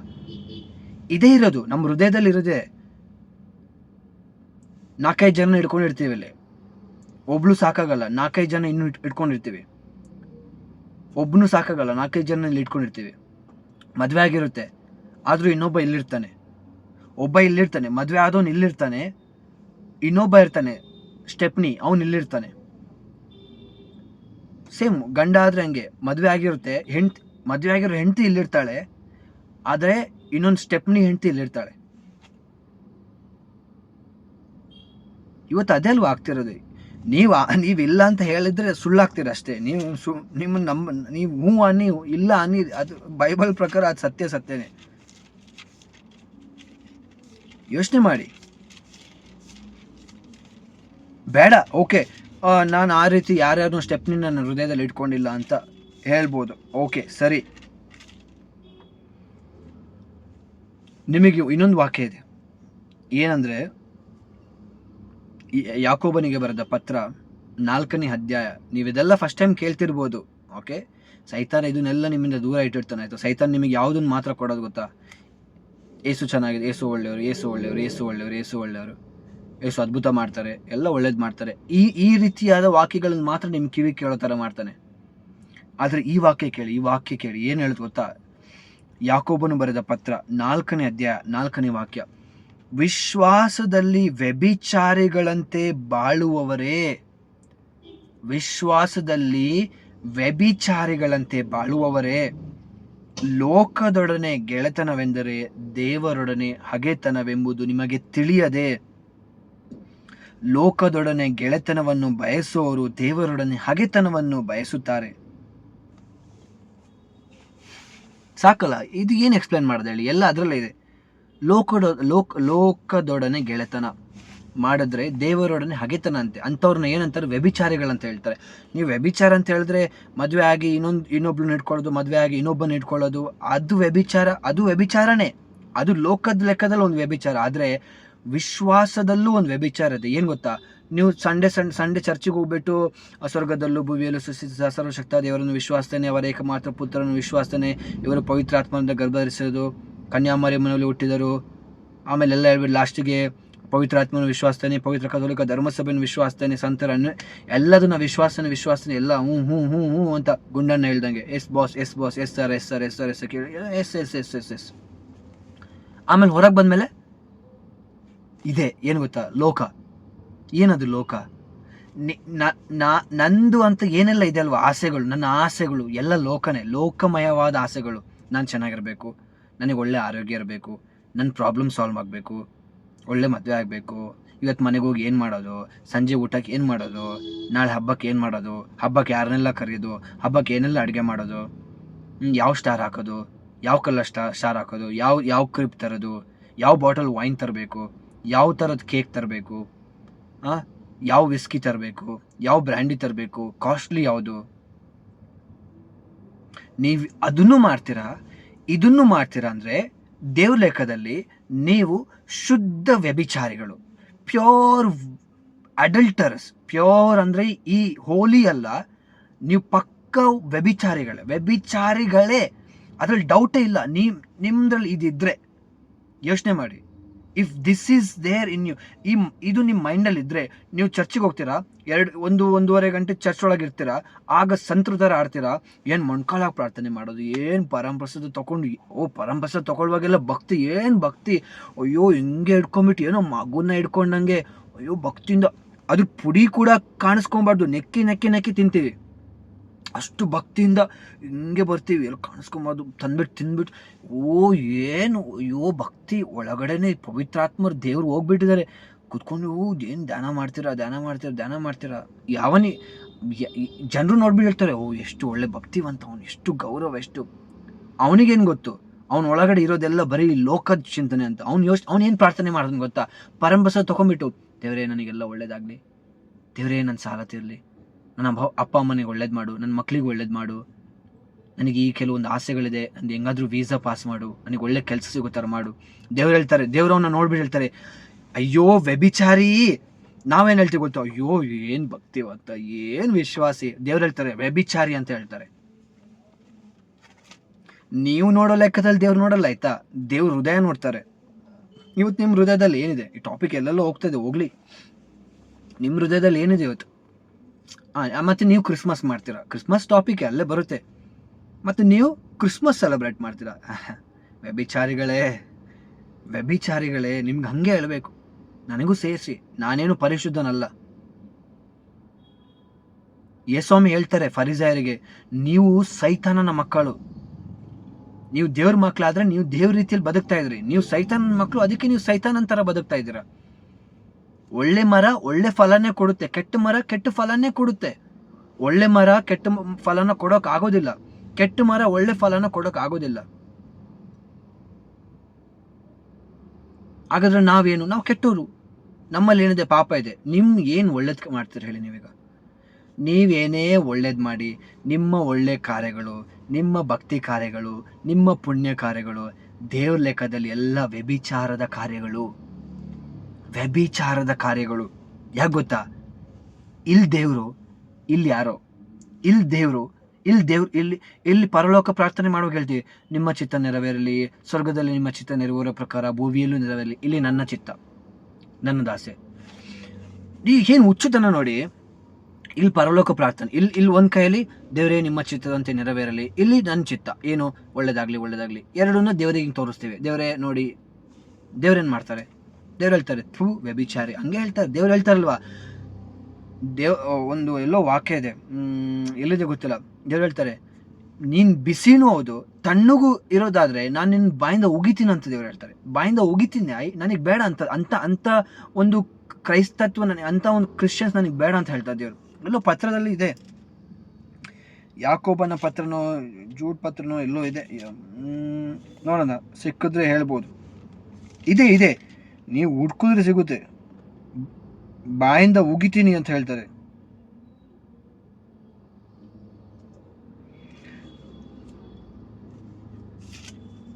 ಓಕೆ, ಇಲ್ಲಿ ಆ ವಾಕ್ಯ ಸಿಕ್ಕಿಲ್ಲ ನನಗೆ, ಇಲ್ಲೊಂದು ವಾಕ್ಯ ಸಿಕ್ತು ನೋಡಿ.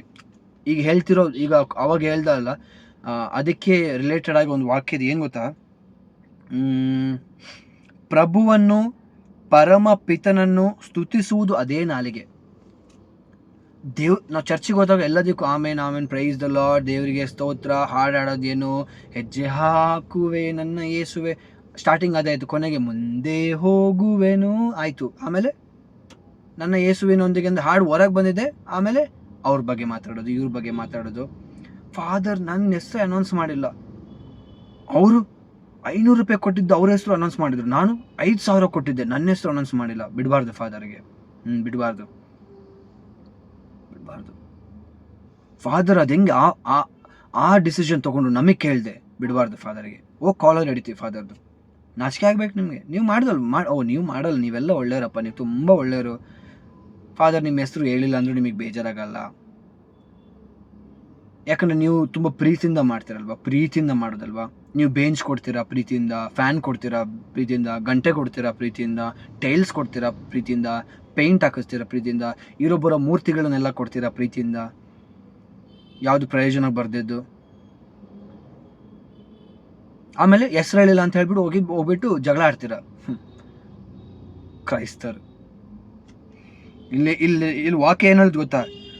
ಪ್ರಭುವನ್ನು ಪರಮ ಪಿತನನ್ನು ಸ್ತುತಿಸುವುದು ಅದೇ ನಾಲಿಗೆ, ದೇವ ಸ್ವರೂಪದಲ್ಲಿ ಸೃಷ್ಟಿಸಲಾದ ಮಾನವನನ್ನು ಶಪಿಸುವುದು ಅದೇ ನಾಲಿಗೆ. ಚರ್ಚ್ ಒಳಗೆ ಆಮೇನ್ ಪರಲೋಕ ನಮ್ಮ ಮರಿ ಎಲ್ಲ ನಿಮ್ಮ ಚಿತ್ತದಂತೆ ಆಗಲಿ, ಶಾಂತಿ ಸಮಾಧಾನ, ಎಲ್ಲದಕ್ಕೂ ಎಲ್ಲ ಉತ್ತರ ಕೊಡ್ತೀವಿ, ಆಮೇನ್ ಅಂತ ಹೇಳ್ಬಿಟ್ಟು ಎಲ್ಲ ತಗೊಳ್ತೀವಿ. ಆಮೇಲೆ ಹೊರಗೆ ಬಂದಮೇಲೆ ಮಾನವನನ್ನು ಶಪಿಸುವುದು ಅದೇ ನಾಲಿಗೆ. ಬಂದ್ಬಿಟ್ಟು ಇರೋಬರೋರೆಲ್ಲ ಮಾತಾಡೋದು ಅವ್ರ ಬಗ್ಗೆ ಇವ್ರ ಬಗ್ಗೆ. ಅವರ ಡ್ರೆಸ್ ಹಾಕಿದ್ದು ಸರಿ ಇಲ್ಲಪ್ಪ, ಅವಳ ಮಗಳೇನು ಆ ಥರ ಡ್ರೆಸ್ ಹಾಕಿದ್ದಾಳೆ, ಅವಳ ಚರ್ಚಿಗೆ ಈ ರೀತಿ ನಾವು ಬರೋದು, ಸ್ವಲ್ಪನೂ ಭಯ ಭಕ್ತಿ ಇಲ್ಲ, ಸ್ವಲ್ಪನೂ ದೇವ್ರು. ನಾವೆಲ್ಲ ಒಂದು ಟೈಮಲ್ಲಿ, ನಮ್ಮ ಟೈಮಲ್ಲೆಲ್ಲ ನಾವು ಫುಲ್ ಡ್ರೆಸ್ ಹಾಕ್ಲೇಬೇಕಿತ್ತು. ದೇವ್ರು ಆ ಮಗುದ ಹೃದಯನ ನೋಡ್ಬಿಟ್ಟು ನಿಮ್ದು ಹೃದಯ ನೋಡ್ಬಿಟ್ಟು ದೇವ್ರು ಹೇಳೋದು ಒಂದೇ, ವ್ಯಭಿಚಾರಿಗಳು. ನೀವು ವ್ಯಭಿಚಾರಿಗಳೇ, ಅವರು ವ್ಯಭಿಚಾರಿಗಳೇ ದೇವ್ರ ಲೆಕ್ಕದಲ್ಲಿ. ನೀವೇನು ಹೋಗ್ಬಿಟ್ಟು ವ್ಯಭಿಚಾರ ಮಾಡ್ಬೇಕಂತ ಇಲ್ಲ. ಮುಂದೆ ಏನು ಹೇಳಿದ್ ಗೊತ್ತಾ? ಸ್ತುತಿ ಶಾಪಗಳೆರಡೂ ಒಂದೇ ಬಾಯಿಂದ ಹೊರಡುತ್ತವೆ. ಪ್ರಿಯ ಸಹೋದರರೇ, ಇದು ತರವಲ್ಲ, ಇದು ಸರಿಯಲ್ಲ ಅಂತ ಹೇಳ್ತಾ ಇದ್ದಾರೆ ದೇವರು. ಇದು ಸರಿಯಲ್ಲ. ಎಂತ ಯೋಚನೆ ಮಾಡಿ, ಎಂತ ವಾಕ್ಯ ನೋಡಿ. ದೇವ್ರು ಹೇಳ್ತಾ ಇದ್ದಾರೆ, ನಿನ್ನ ಬಾಯಿಂದ ಶಾಪನೂ ಬರೋದು, ಸ್ತೋತ್ರನೂ ಬರೋದು ಒಳ್ಳೇದಲ್ಲ. ದೇವ್ರಿಗೆ ಅದು ಇಷ್ಟ ಇಲ್ಲ. ದೇವ್ರು ಉಗಿತಾರೆ ಅಂಥದ್ದನ್ನೆಲ್ಲ. ದೇವ್ರು ಅಂಥದ್ದೆಲ್ಲ ಇಷ್ಟನೇ ಪಡೋದಿಲ್ಲ. ಮತ್ತು ಕ್ರಿಸ್ಮಸ್ ಟೈಮಲ್ಲಿ ಹಾಡ್ತೀವಿ, ಹುಟ್ಟ್ಯಾನ ಕ್ರೀಸ್ತ ಗೋದಲಿಯಾಗ, ಆಮೇಲೆ ಜಿಂಗಲ್ ಬ್ಯಾಲ್ ಆಮೇಲೆ ಏನು ಗೋದ್ಲಿ ಕಟ್ಟಾಗಿ ಬೆಳಿಗ್ಗೆ ಹೋಗಿದ್ದು ರಾತ್ರಿ ಎಲ್ಲ ಅಲ್ಲೇ ಇರ್ತೀವಿ. ಏನು ಗೋದ್ಲಿ ಕಟ್ಟಿದ್ದು. ಫಾದರ್ ದೊಡ್ಡದಾಗ ಅನೌನ್ಸ್ ಮಾಡ್ತಾರೆ, ಶ್ರಮಪಟ್ಟು ನಮ್ಮ ಯುವ ಜನರು ಕಷ್ಟಪಟ್ಟು ಗೋದ್ಲಿ ಎಲ್ಲ ಕಟ್ಟಿದ್ದಾರೆ. ದೇವರಿಗೆ ಒಳ್ಳೆ ಆರೋಗ್ಯ, ಶಾಂತಿ, ಸಮಾಧಾನ, ಆಶೀರ್ವಾದ ದಯಪಾಲಿಸಲಿ. ದೇವ್ರು ಹೇಳ್ತಾರೆ ವ್ಯಭಿಚಾರಿಗಳು. ನಾನು ಹೇಳ್ತಾ ಇಲ್ಲಪ್ಪ, ಬೈಬಲ್ಲೇ ಹೇಳ್ತಾ ಇದೆ. ನೀವು ಓಪನ್ ಮಾಡಿ ನೋಡಿ ಬೈಬಲ್. ನನ್ನ ಕೈಲಿ ಬೈಬಲ್ ಇದೆ, ನೀವು ಯೂಸ್ ಮಾಡುವಂಥ ಬೈಬಲ್ಲೇ ಇದು. ಯಾವುದೋ ಬೇರೆ ಬೈಬಲ್ ಅಲ್ಲ, ಪವಿತ್ರ ಬೈಬಲ್ ಎಲ್ಲ ಇದೆ. ಕರ್ನಾಟಕ ಪ್ರಾಂತೀಯ ಕಥೋಲಿಕ ಧರ್ಮಾಧ್ಯಕ್ಷರುಗಳು ಮಂಡಳಿ, ಇದು ಯಾರೋ ನಾನಾಗಿ ಪ್ರಿಂಟ್ ಮಾಡಿ ತಂದಿದ್ದಲ್ಲ ಬೈಬಲ್. ಕಥೋಲಿಕ ಧರ್ಮಸಭೆಯಿಂದ ಅಪ್ರೂವ್ ಆದ ಬೈಬಲ್ನ ತೆಗೆದುಬಿಟ್ಟು ನಿಮಗೆ ಹೇಳ್ತಾ ಇದ್ದೀನಿ. ಇದೆಲ್ಲ ನಿಮಗೆ ಗೊತ್ತಿರಬೇಕು. Signed by most reverend doctor Peter Machado, archbishop of Bangalore and chairman of Karnataka region Catholic bishops council. ಎಲ್ಲ ಇದೆ, ಇಲ್ಲೇ ಇದೆ. ಇದ್ಯಾವುದು ಹೊಸದಲ್ಲ. ಅದೇ ಬೈಬಲ್ ತೆಗೆದುಬಿಟ್ಟು ನೀವು ಓಪನ್ ಮಾಡಿ ಓದಿ ನಿಮಗೆ ಸಿಗುತ್ತೆ. ಫಾದರ್ ಅಲ್ಲಿ ಅನೌನ್ಸ್ ಮಾಡಿದಾಗ ದೇವ್ರು ನಿಮಗೆ ಆಶೀರ್ವಾದ ಕೊಡ್ತಾರೆ, ದಯವಿಟ್ಟು ನಂಬೇಡಿ ಆಯ್ತಾ. ನೀವು ಗೋದ್ಲಿ ಕಟ್ಟಿದಾಗ ದೇವ್ರ ಖುಷಿ, ಅಯ್ಯೋ ನನ್ನ ಮಕ್ಕಳು ನನಗೋಸ್ಕರ ಎಷ್ಟು ಕಷ್ಟಪಟ್ಟು ಗೋದ್ಲಿ ಕಟ್ತಾ ಇದ್ದಾರೆ ಅಯ್ಯೋ ಅಂತ ಹೇಳಲ್ಲ. ದೇವ್ರು ಏನು ಹೇಳ್ತಾರೆ ಗೊತ್ತಾ, ದೇವ್ರ ಹೃದಯ ನೋಡ್ತಾರೆ. ಇವನು ಗೋದ್ಲಿ ಕಟ್ತಾ ಇದ್ದಾನೆ ಹೌದು, ಆದರೆ ಇವನ್ ಹೃದಯದಲ್ಲಿ ಏನು ಆಸೆ ಗೊತ್ತಾ, ಒಳ್ಳೇದಾಗಬೇಕು, ಸೆಟ್ಲ್ ಆಗಬೇಕು, ಕೆಲಸ, ಹಣ, ಸಾಲ ತಿರ್ಬೇಕು, ಫಾರಿನ್ ಹೋಗಬೇಕು, ಒಳ್ಳೆ ಹುಡುಗಿ ಸಿಗಬೇಕು, ಒಳ್ಳೆ ಹುಡುಗ ಸಿಗಬೇಕು, ಇಂಥದ್ದೇ ಆಸೆಗಳು ಇಲ್ವಾ ನಿಮ್ಮಲ್ಲಿ? ನೀವಿಲ್ಲ ಅಂದರೆ ನೀವು ಸಂತರ ಹಾಕ್ಬಿಡ್ತೀರ, ಬೈಬಲ್ ಸುಳ್ಳಾಗ್ಬಿಡುತ್ತೆ. ನೀವಿಲ್ಲ ಅಂತ ಹೇಳಿಬಿಟ್ರೆ ಬೈಬಲ್ ಸುಳ್ಳಾಗ್ಬಿಡುತ್ತೆ. ಯಾಕೆ ಗೊತ್ತಾ, ಸಂತ ಯವ್ವಾನರು ಬರೆದ ಪತ್ರ, ಓಕೆ, ಅವ್ರ ಪತ್ರದಲ್ಲಿ ಅವ್ರು ಏನು ಹೇಳ್ತಾರಂದರೆ, ನಮ್ಮಲ್ಲಿ ಪಾಪವಿಲ್ಲ ಅಂತ ನಾವು ಹೇಳಿದ್ರೆ ನಾವು ಸುಳ್ಳಾಗ್ಬಿಡ್ತೀವಂತೆ. ಎಲ್ಲಿದೆ ಗೊತ್ತಾ ಅದು,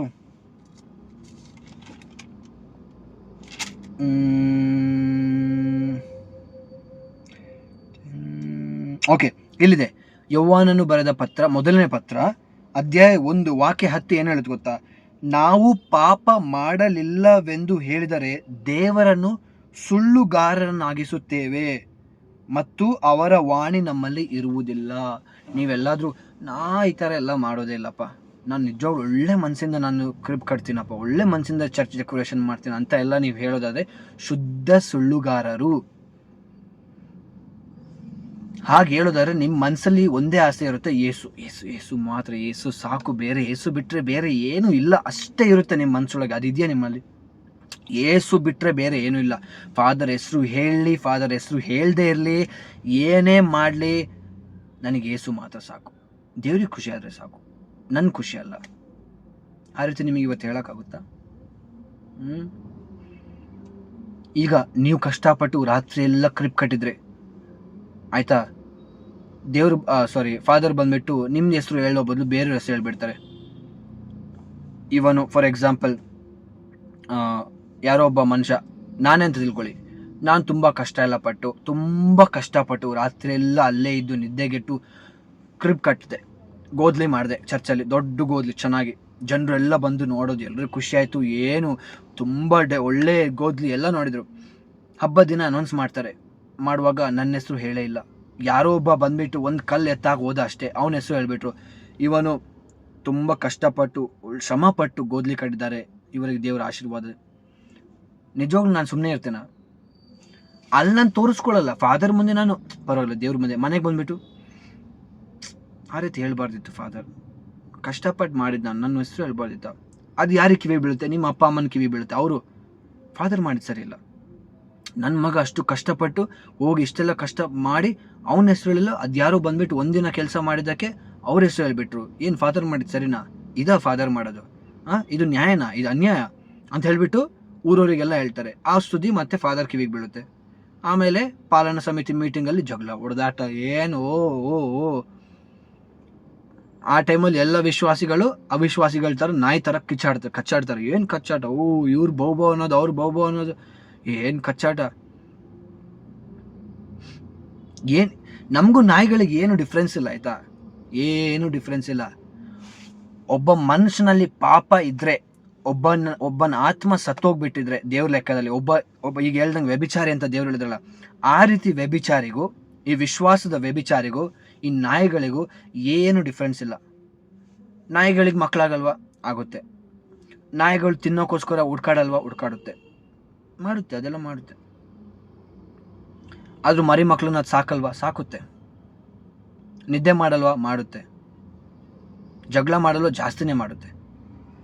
ಈ ಮನೆ ಕಟ್ಟಿರೋ ನಾಯಿ ಅಲ್ಲ, ಈ ಕೆಲವೊಂದು ಬೀದಿ ನಾಯಿಗಳೆಲ್ಲ ಇರುತ್ತೆ, ಬೀದಿ ನಾಯಿಗಳು, ಕಂತ್ರಿ ನಾಯಿಗಳು. ಈ ಕಂತ್ರಿ ನಾಯಿಗಳು ಏನು ಮಾಡೋದು ಗೊತ್ತಾ, ಈ ಗಾರ್ಬೇಜ್ ಎಲ್ಲ ಹಾಕ್ತಾರೆ. ಈ ಬ್ಯಾಂಗ್ಳೂರಲ್ಲೆಲ್ಲ ಜಾಸ್ತಿ ಈ ಗಾರ್ಬೇಜ್ ಎಲ್ಲ ಅಲ್ಲಲ್ಲೆಲ್ಲ ಹಾಕಿರ್ತಾರಲ್ವ, ಅಲ್ಲಿ ಆ ಪರ್ಟಿಕ್ಯುಲರ್ ಗಾರ್ಬೇಜ್ ಆ ಒಂದು ಟೀಮಿಗೆ ಮಾತ್ರ ಸೇರುತ್ತೆ, ಆ ಒಂದು ಗ್ಯಾಂಗ್, ನಾಯಿ ಗ್ಯಾಂಗಿಗೆ ಮಾತ್ರ ಸೇರಿರುತ್ತೆ. ಅಲ್ಲಿ ಬೇರೆ ನಾಯಿ ಬಂದುಬಿಟ್ರೆ ಇವ್ರು ಜಗಳ ಆಡ್ಬಿಡ್ತಾರೆ. ಏನು ಕಚ್ಚಾಟ, ಯಾವುದಕ್ಕೋಸ್ಕರ? ಗಾರ್ಬೇಜಿಗೋಸ್ಕರ. ಅದೇ ಒಂದು ನಾಯಿ ಮನೇಲಿದೆ ಅಂತ ತಿಳ್ಕೊ, ಒಂದು ಒಳ್ಳೆ ಬ್ರೀಡ್, ಒಂದೊಳ್ಳೆ ಜರ್ಮನ್ ಶೆಪರ್ಡು, ಲ್ಯಾಬ್ರಡೋರು, ಗೋಲ್ಡನ್ ರಿಟ್ರೀವರ್ ಎಲ್ಲ ಇದೆ ಅಲ್ವ, ನಾಯಿಗಳು ಮನೆಯಲ್ಲೇ ಸಾಕಿರ್ತೀವಿ. ಸಣ್ಣೂರಿಂದ ಆ ನಾಯಿನ ಮನೆಯಲ್ಲೇ ಸಾಕಿರ್ತೀವಿ ಅಂತ ತಿಳ್ಕೊಳ್ಳಿ. ಆ ನಾಯಿನ ನೀವು ಗಾರ್ಬೇಜ್ ಜೊತೆ ತನ್ನಿ, ಆ ನಾಯಿ ಜಗಳನೇ ಆಡಲ್ಲ, ಅದ್ರ ಪಾಡಿಗೆ ಸುಮ್ಮನೆ ಅದು ಮೂಸಕ್ಕೆ ಹೋಗಲ್ಲ, ವಾಪಸ್ ಬಂದುಬಿಡುತ್ತೆ. ಯಾಕೆ? ಈ ಮನೇಲಿ ಸಾಕಿರೋ ನಾಯಿಗೆ ಮನೆ ಊಟದ್ದು ಟೇಸ್ಟ್ ಗೊತ್ತು, ಒಳ್ಳೇದು ಏನಂತ ಗೊತ್ತದಕ್ಕೆ. ಈ ಗಾರ್ಬೇಜಿಗೆಲ್ಲ ಜಗಳ ಆಡೋಕೆ ಹೋಗಲ್ಲ ಅದು. ಆ ಗಾರ್ಬೇಜ್ ಎಷ್ಟೇ ಇರಲಿ, ತುಂಬ ಗಾರ್ಬೇಜ್ ಇರಲಿ, ಅದು ಮೂಸಕ್ಕೆ ಹೋಗಲ್ಲ, ಅದು ಹೋಗಲ್ಲ. ಉಚ್ಚೆ ಮಾಡಬೇಕಾ, ಟಾಯ್ಲೆಟ್ ಮಾಡಬೇಕಾ, ಮಾಡುತ್ತೆ, ಬರ್ತಾ ಇರುತ್ತೆ, ಮನೆಗೆ ವಾಪಸ್ ಬರುತ್ತೆ. ಯಾಕಂದರೆ ಮನೆಯಲ್ಲಿ ಅದಕ್ಕೆ ಸ್ಪೆಷಲ್ ಫುಡ್ ಇದೆ. ಆದರೆ ಈ ಕಂತ್ರಿ ನಾಯಿಗೆ ಅಂಥದ್ದು ಊಟ ಟೇಸ್ಟ್ ಇವತ್ತುವರೆಗೆ ಸಿಕ್ಕೇ ಇಲ್ಲ. ಅದಕ್ಕೆ ಯಾವ್ದು ಸಿಕ್ಕಿದೆ? ಈ ಗಲೀಜ್ ಗಾರ್ಬೇಜೇ ಸಿಕ್ಕಿರುತ್ತೆ. ಅದಕ್ಕೆ ಅದು ಗಾರ್ಬೇಜಿಗೋಸ್ಕರನೇ ಜಗಳ ಆಡ್ತಾ ಇರುತ್ತೆ. ಯಾವಾಗ ನೋಡಿದ್ರು ಗಾರ್ಬೇಜ್. ಇನ್ನೊಂದು ನಾಯಿ ಬಂದುಬಿಟ್ರೆ ಏನು ಜಗಳ, ಇವ್ರು ಈ ಏರಿಯಾಕ್ಕೆ ಇನ್ನೊಂದು ಏರಿಯಾ ಬಂದುಬಿಟ್ರೆ ಏನು ಜಗಳ, ಇವ್ರು ಗ್ಯಾಂಗೆ ಕಟ್ಬಿಡ್ತಾರೆ, ಹೊಡೆದಾಟ, ಏನು ಕಚ್ಚಾಟ, ರಕ್ತ ಬರೋ ಥರ ಕಚ್ಚಾಟ. ನಾವು ಮಾಡಲ್ವಾ? ನಾವು ಅದೇ ಮಾಡೋದು.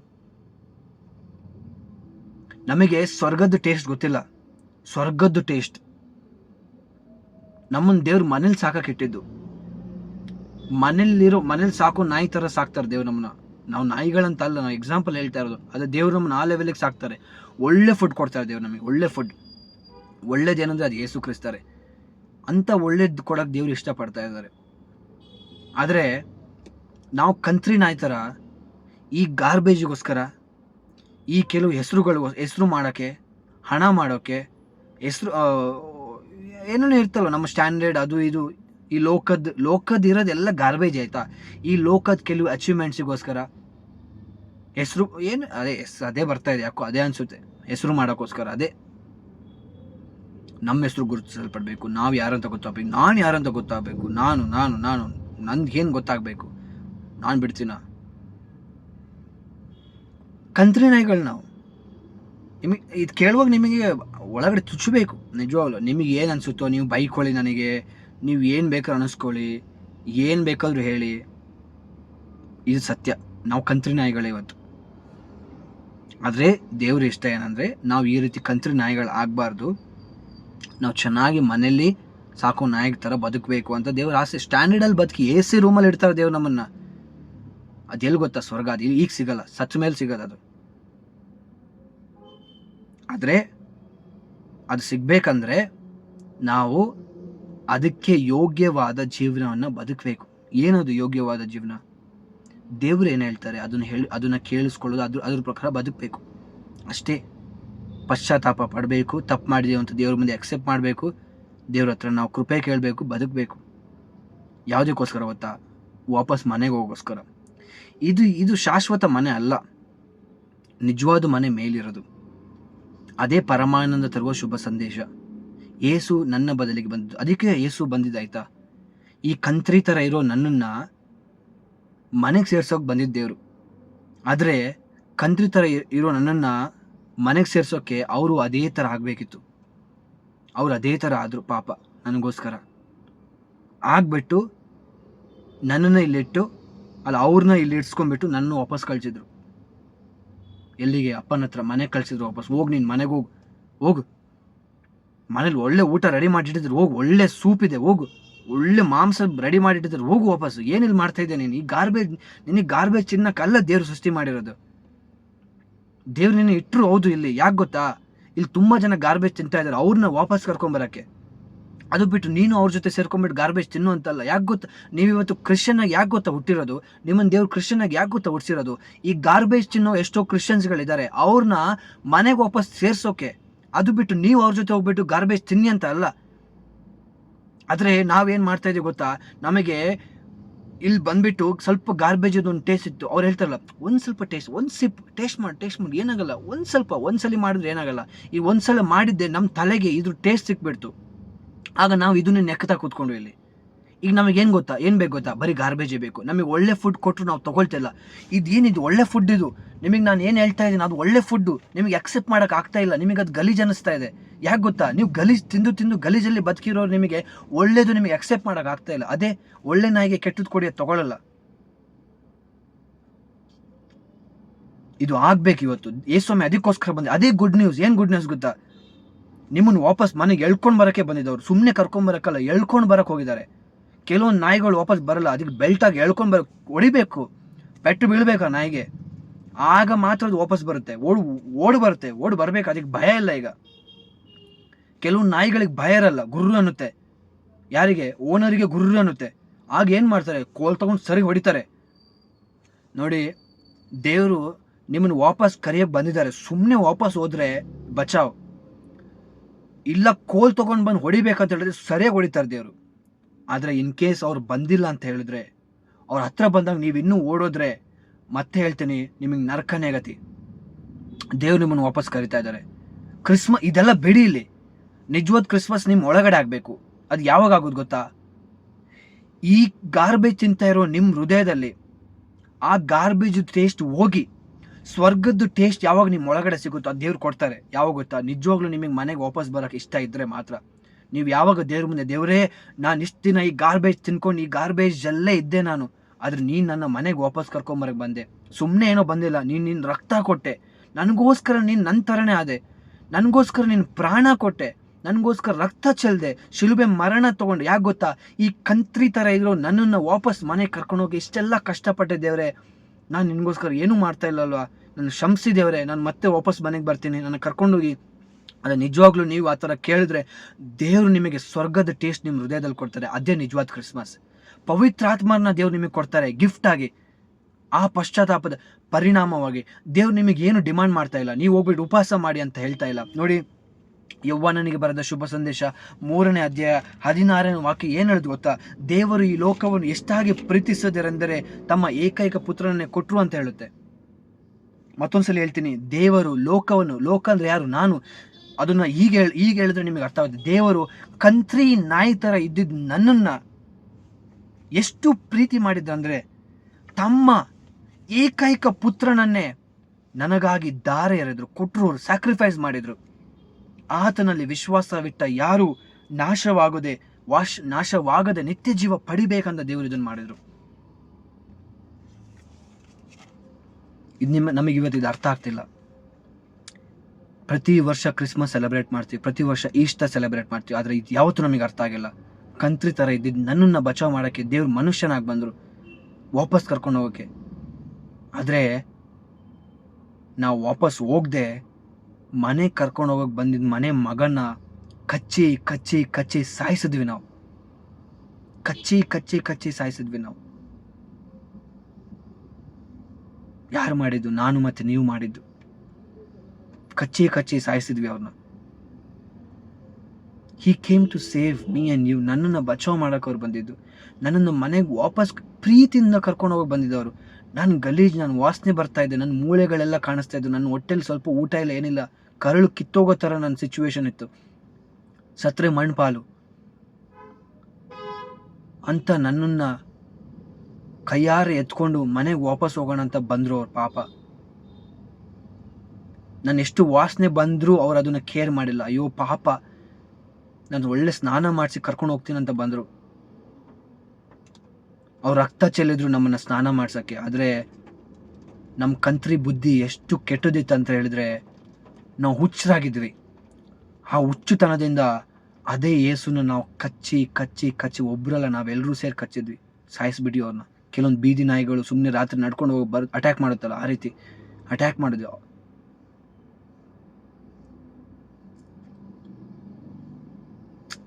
ಬೇಜಾರಾಗಲ್ಲ ನಿಮಗೆ ಬೇಜಾರಾಗ, ನಿಮ್ಗೆ ನಾಚಿಕೆ ಆಗಬೇಕು. ನೀವು ಕ್ರಿಸ್ಮಸ್ ಸೆಲೆಬ್ರೇಟ್ ಮಾಡ್ತೀರಾ, ವ್ಯಭಿಚಾರಿಗಳು. ಪಾಪ ಮಾಡಿ ಮಾಡಿ ಮಾಡಿ ಪಾಪ ಜೀವನ ಬದುಕ್ತೀರಾ, ಪಾಪ ಮಾಡ್ತೀರಾ, ಪಾಪ ನಿವೇದನೆ ಮಾಡ್ತೀರಾ, ಪ್ರಯೋಜನ ಬರೆದಿದ್ದು. ಮತ್ತೆ ಅದೇ ಪಾಪ ಮಾಡೋಕೆ, ಅದೇ ಪಾಪ ಮಾಡ್ಕೊಂಡು ಬದುಕ್ತೀರಾ. ಯೇಸುವನ್ನು ಕಚ್ಚಿ ಕಚ್ಚಿ ಕಚ್ಚಿ ಸಾಯಿಸ್ತೀರಾ. ಮತ್ತೆ ಅದೇ ಯೇಸುವಲ್ಲಿ ಹಬ್ಬ ಮಾಡ್ತೀರಾ, ಕ್ರಿಸ್ಮಸ್ ಮಾಡ್ತೀರಾ, ಈಸ್ಟರ್ ಮಾಡ್ತೀರಾ. ಅದೇ ಹೆಸರಲ್ಲಿ ಹಬ್ಬ ಮಾಡ್ಕೊಂಡು ಮಜಾ ಮಾಡ್ಕೊಂಡು ಕುಡಿದು ಮತ್ತೆ ಅವರಿಗೆ ನೋವು ಮಾಡ್ತೀರಾ. ನಾಚಿಕೆ ಆಗಲ್ಲ ನಿಮಗೆ? ನೋವಾಗಲ್ಲ ನಿಮಗೆ? ನಿಮಗೆ ಕ್ರಿಶ್ಚಿಯನ್ ಅಂತ ಯಾರಿಗೆ ಕರೆಯೋದು? ಫಸ್ಟ್ ಆಫ್ ಆಲ್ ನೀವು ಕ್ರಿಶ್ಚಿಯನ್ ಅಲ್ವೇ ಅಲ್ಲ. ನಾಚಿಕೆ ಆಗುವಂಥ ವಿಚಾರ ಇದು. ಎಲ್ರಿಗೂ ಇದು ಗೊತ್ತಾಗಬೇಕು, ಏನು ಮಾಡ್ತಾ ಇದ್ದೀರಂತ. ನೆನ್ಪಿಡಿ, ವಿಶ್ವಾಸದ ವ್ಯಭಿಚಾರಿಗಳು ನಾವು, ದೇವ್ರಿಗೆ ದ್ರೋಹ ಮಾಡಿದವ್ರು ನಾವು. ಏನು ಕ್ರಿಸ್ಮಸ್ ಮಾಡ್ತಿರೋ, ಏನು ಮಾಡ್ತಿರೋ, ಹೇಳೋರಿಗೂ ಬುದ್ಧಿ ಇಲ್ಲ, ಮಾಡೋರಿಗೂ ಬುದ್ಧಿ ಇಲ್ಲ.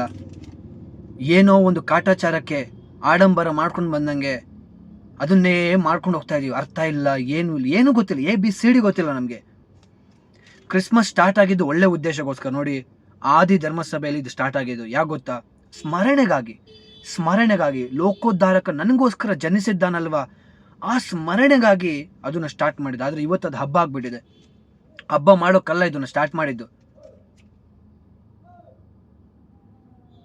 ನೋಡಿ, ರೋಮನರಿಗೆ ಬರೆದ ಪತ್ರ 8ನೇ ಅಧ್ಯಾಯ 32ನೇ ವಾಕ್ಯ ಹೇಳುತ್ತೆ, ದೇವರು ತಮ್ಮ ಸ್ವಂತ ಪುತ್ರನನ್ನೇ ನಮ್ಮೆಲ್ಲರಿಗಾಗಿ ಕೊಡಲು ಹಿಂಜರಿಯಲಿಲ್ಲ.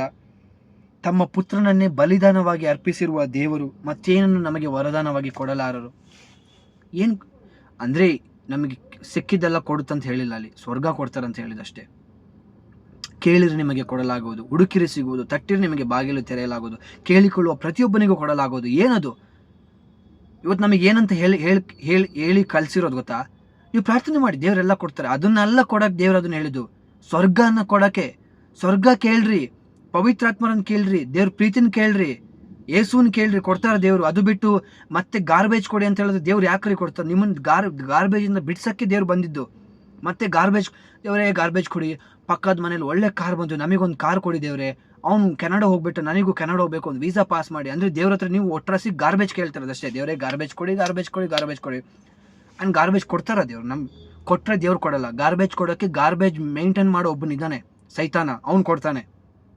ಅವ್ನು ಅದರಲ್ಲೇ ಇರೋದು, ಅದು ಫ್ಯಾಕ್ಟ್ರಿಲೇ ಇರೋದು. ಅವನು ಗಾರ್ಬೇಜ್ ಫ್ಯಾಕ್ಟ್ರಿನ ಮೇಂಟೈನ್ ಮಾಡ್ತಿರೋದು ಯಾರು ಗೊತ್ತಾ? ಸೈತಾನ. ಈ ಮುನ್ಸಿಪಾಲ್ಟಿ ಕೆಲವೊಂದು BBMP ಅಥವಾ ಬೇರೆ ಮುನ್ಸಿಪಾಲ್ಟಿಯವರು ಈ ಗಾರ್ಬೇಜ್ ಮೇಂಟೈನ್ ಎಲ್ಲ ಮಾಡ್ತಾರಲ್ವ, ಪಾಪ ಅವ್ರಿಗೆ ಹೇಳ್ಬಾರ್ದು, ಅವ್ರು ಒಳ್ಳೆ ಕೆಲಸ ಮಾಡ್ತಾ ಇದ್ದಾರೆ. ಆದರೆ ಅದೇ ರೀತಿ ಸೈತಾನ ಏನು ಮಾಡ್ತಾ ಇದ್ದಾನೆ ಗೊತ್ತಾ? ಗಾರ್ಬೇಜ್ ಮೇಂಟೈನ್ ಮಾಡ್ತಾ ಇದ್ದಾನೆ. ಅವ್ನು ಗಾರ್ಬೇಜ್ ಕಂಟ್ರೋಲ್ ಮಾಡ್ತಾ ಇದ್ದಾನೆ. ಗಾರ್ಬೇಜ್ ಕಂಟ್ರೋಲ್ ಅವನು. ಇಡೀ ಭೂಮಿನೇ ಗಾರ್ಬೇಜ್, ಅದನ್ನು ಕಂಟ್ರೋಲ್ ಮಾಡ್ತಾ ಇದ್ದಾನೆ. ಹಾಗಾದರೆ ನೀವು ಗಾರ್ಬೇಜ್ ಕೇಳುವಾಗ ನಿಮಗೆ ಗಾರ್ಬೇಜ್ ಕೊಡೋದು ಯಾರು? ದೇವ್ರು ಕೊಡ್ತಾರ? ಸೈತಾನ ಕೊಡೋದು. ನಂಬೇಡಿ ಎಲ್ಲದನ್ನ, ಎಲ್ಲ ದೇವ್ರು ಕೊಟ್ಟಿದ್ದನ್ನು ನಂಬೇಡಿ, ಆಯ್ತಾ? ಆಶೀರ್ವಾದ ಆಶೀರ್ವಾದ ಆಶೀರ್ವಾದ ಆಶೀರ್ವಾದ ಆಶೀರ್ವಾದ. ಓ, ಅದ್ಭುತ ಮೇಲೆ ಅದ್ಭುತ, ಅದ್ಭುತ ಮೇಲೆ ಅದ್ಭುತ. ಯಾವ್ದು ಅದ್ಭುತ ಅದು? ನೀನು ಮಾನಸಾಂತರ ಪಡ್ತಾ ಇದೆಯಾ? ನಿನ್ನಲ್ಲಿ ಪಶ್ಚಾತ್ತಾಪ ಆಗ್ತಾ ಇದೆಯಾ? ನೀನು ದೇವರಿಗಾಗಿ ಬದುಕಬೇಕಂತ ನೀನು ಡಿಸಿಷನ್ ತೊಗೊಳ್ತಾ ಇದೆಯಾ? ನೀನು ಹಳೆ ಜೀವನನ ಬಿಟ್ಬಿಟ್ಟು ಯೇಸುಗಾಗಿ ಏನಾದರೂ ಮಾಡಬೇಕು, ಶುಭ ಸಂದೇಶ ಸಾರಬೇಕು, ನಾನು ದೇವ್ರು ಹೇಳೋದನ್ನು ಮಾಡಬೇಕಂತ ಆ ಅದ್ಭುತ ನಿನ್ನಲ್ಲಿ ಆಗ್ತಾ ಇದೆ? ಅಥವಾ ಒಳ್ಳೇದಾಯ್ತು ಏನು ಒಳ್ಳೇದು? ಮಗ ಪಾಸಾದ, ಮಗಳು ಪಾಸಾದ್ಲು, ಒಳ್ಳೆ ಕೆಲಸ ಸಿಕ್ತು, ಒಳ್ಳೆ ವೀಸಾ ಪಾಸ್ ಆಯಿತು, ಒಳ್ಳೆ ಬಟ್ಟೆ, ಒಳ್ಳೆ ಕಾರು, ಒಳ್ಳೆ ಗಾಡಿ, ಎಲ್ಲ ಒಳ್ಳೆ ಒಳ್ಳೆ ಒಳ್ಳೆ ಒಳ್ಳೆ ನಿನ್ನ ಒಳ್ಳೇದೆಲ್ಲ ಕೆಟ್ಟದು. Mr fake Christian and Mrs fake Christian, ಎಲ್ಲ ಕೆಟ್ಟದ್ದು. ನಿನ್ನ ಒಳ್ಳೇದೆಲ್ಲ ಕೆಟ್ಟದೆ. ನೀನಿರೋದು ಗಾರ್ಬೇಜಲ್ಲೇ, ನಿನಗೆ ಸಿಗ್ತಿರೋದು ಗಾರ್ಬೇಜೇ. ಅದು ದೇವ್ರಂತೂ ಕೊಡಲ್ಲ. ಮತ್ತು ನಾವು ಅವ್ರ ಹತ್ರ ಇವ್ರ ಹತ್ರ ಎಲ್ಲ ಪ್ರಾರ್ಥನೆ ಎಲ್ಲ ಮಾಡ್ತೀವಲ್ಲ, ಅದು ಕೂತ್ಕೊಂಡು ಯೋಚನೆ ಮಾಡಿ. ಈಗ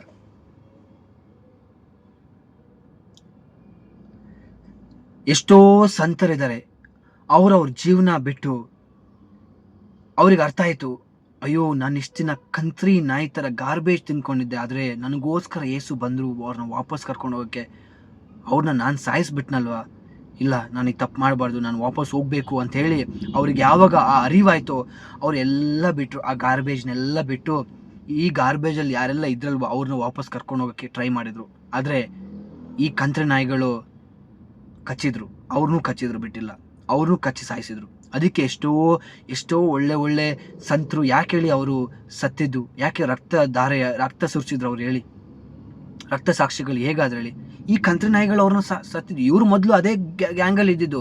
ಇವ್ರು ಚೇಂಜ್ ಆಗಿಬಿಟ್ಟು ವಾಪಸ್ ಹೋಗ್ಬಿಟ್ಟು ಅವ್ರಿಗೆ ಬಂದ್ರಪ್ಪ ಇದು ಸರಿಯಲ್ಲ, ನಮಗೆ ಇನ್ನೂ ಸ್ಪೆಷಲ್ ದೇವ್ರು ಇಟ್ಟಿದ್ದಾರೆ ಅಲ್ಲಿ ಹೋಗೋಣ ಅಂತ ಹೇಳುವಾಗ ಅವ್ರು ಇವ್ರನ್ನ ಕಚ್ಚಾಯಿಸಿದ್ರು. ಇವತ್ತು ಆ ಸಂತರ ಹೋಗ್ಬಿಟ್ಟು ನಾವು ಏನು ಕೇಳ್ತೀವಿ ಗೊತ್ತಾ? ಗಾರ್ಬೇಜ್ ಕೇಳ್ತೀವಿ. ಎಂಥ ಫೂಲಿಶ್ನೆಸ್, ಎಂಥ ಮೂರ್ಖತನ, ಮಂಡತನ, ಒಂದು ಸ್ವಲ್ಪ ಕಾಮನ್ ಸೆನ್ಸು ನಿಮ್ದು ಯೂಸ್ ಆಗ್ತಾ ಇಲ್ಲ. ನೀವು ದೊಡ್ಡ ಸೈಂಟಿಸ್ಟ್ಗಳು, ನೀವು ದೊಡ್ಡ ಜ್ಞಾನಿಗಳು, ದೊಡ್ಡ ಕಂಪನಿಯಲ್ಲಿ ಕೆಲಸ ಮಾಡೋರು, ನೀವೆಲ್ಲ ಸಣ್ಣ ಲಾಜಿಕ್ ನಿಮಗೆ ಅರ್ಥ ಆಗಲ್ಲ, ಸಣ್ಣ ಕಾಮನ್ ಸೆನ್ಸ್ ನಿಮಗಿಲ್ಲ. ಸಂತರು ಅವ್ರದ್ದು ಲೈಫಲ್ಲಿರೋ ಎಲ್ಲ ಬಿಟ್ಟು ದೇವರಿಗೋಸ್ಕರ ಬದುಕಿರೋ ಅವ್ರ ಹತ್ರ ಹೋಗ್ಬಿಟ್ಟು ನೀವು ಮತ್ತೆ ಅದೇ ಕೊಡಿ ಅಂತ ಹೇಳಿದ್ರೆ ಅವ್ರು ಕೊಡ್ತಾರ? ಅವರು ಕೊಟ್ಟರೆ ಅವ್ರು ಕೊಡಲ್ಲ, ಸೈತಾನ ಕೊಡ್ತಾನೆ. ನಂಬೇಡಿ, ಅರ್ಥ ಆಗ್ತಿಲ್ಲ ನಿಮಗೆ. ದೇವ್ರು ನಿಮ್ಮನ್ನು ಎಚ್ಚರಿಸ್ತಾರೆ. ನೀವು ಇದನ್ನ ಫುಲ್ಲಾಗಿ ಇಲ್ಲಿವರೆಗೆ ಕೇಳಿದರೆ ದೇವ್ರು ನಿಮ್ಗೆ ವಾರ್ನಿಂಗ್ ಕೊಡ್ತಾ ಇದ್ದಾರೆ. ಇದು ವಾರ್ನಿಂಗ್ ನಿಮಗೆ. ದೇವರು ಹೇಳ್ತಾ ಇದ್ದಾರೆ, ನೋಡಿ, ಮಗನ ಸಾಕಿದ್ರೆ ನೀವು ಪರವಾಗಿಲ್ಲ ಅಂತ ಹೇಳಂಗಿಲ್ಲ. ಅದರಷ್ಟು ದೊಡ್ಡ ಸ್ಯಾಕ್ರಿಫೈಸ್ ಯಾವುದು ಇಲ್ಲ ಆಯ್ತಾ ಪ್ರಪಂಚದಲ್ಲಿ. ಸ್ವಂತ ಮಗನ, ನಾಯಿ ಥರ ಇರೋ ನನ್ನನ್ನು ಬಚಾವ್ ಮಾಡೋಕ್ಕೆ ಮಗನ್ನ ಕೊಟ್ಟಿದ್ದಾರೆ ಅವರು. ಆ ಯೇಸುವನ್ನು ನಂಬಿದ್ರೆ ಸ್ವರ್ಗ, ಆ ಯೇಸುವನ್ನು ನಂಬಿಲ್ಲ ಅಂದರೆ ನರಕ. ನಂಬೋದಂದ್ರೆ ಸುಮ್ಮನೆ ಏನೋ ಬಾಯಲ್ಲಿ ಹೇಳ್ದಂಗೆ ನಾನು ವಿಶ್ವಾಸನೆ ನನ್ನ ಪಾಪವೇ ಅದನ್ನೆಲ್ಲ ಹೇಳೋದಲ್ಲ. ಆಗ ಹೇಳಿದ್ವಲ್ಲ, ಎಲ್ಲೊತ್ತು ರೋಮನರಿಗೆ ಬರೆದ ಪತ್ರದಲ್ಲಿ ಇದೆಯಲ್ಲ, 8ನೇ ಅಧ್ಯಾಯ 10ನೇ ಅಧ್ಯಾಯ ಅಲ್ವಾ? 10ನೇ ಅಧ್ಯಾಯ 9ನೇ ವಾಕ್ಯ. ಯೇಸ್ವಾಮಿಯನ್ನು ಪ್ರಭು ಎಂದು ನೀನು ಬಾಯಿಯಿಂದ ನಿವೇದಿಸಿ ಅವರನ್ನು ದೇವರು ಸಾವಿನಿಂದ ಪುನರುತ್ಥಾನಗೊಳಿಸಿದ್ದಾರೆಂದು ಹೃದಯದಿಂದ ವಿಶ್ವಾಸಿಸಿದರೆ ಮಾತ್ರ ನಿನಗೆ ಜೀವೋದ್ಧಾರ.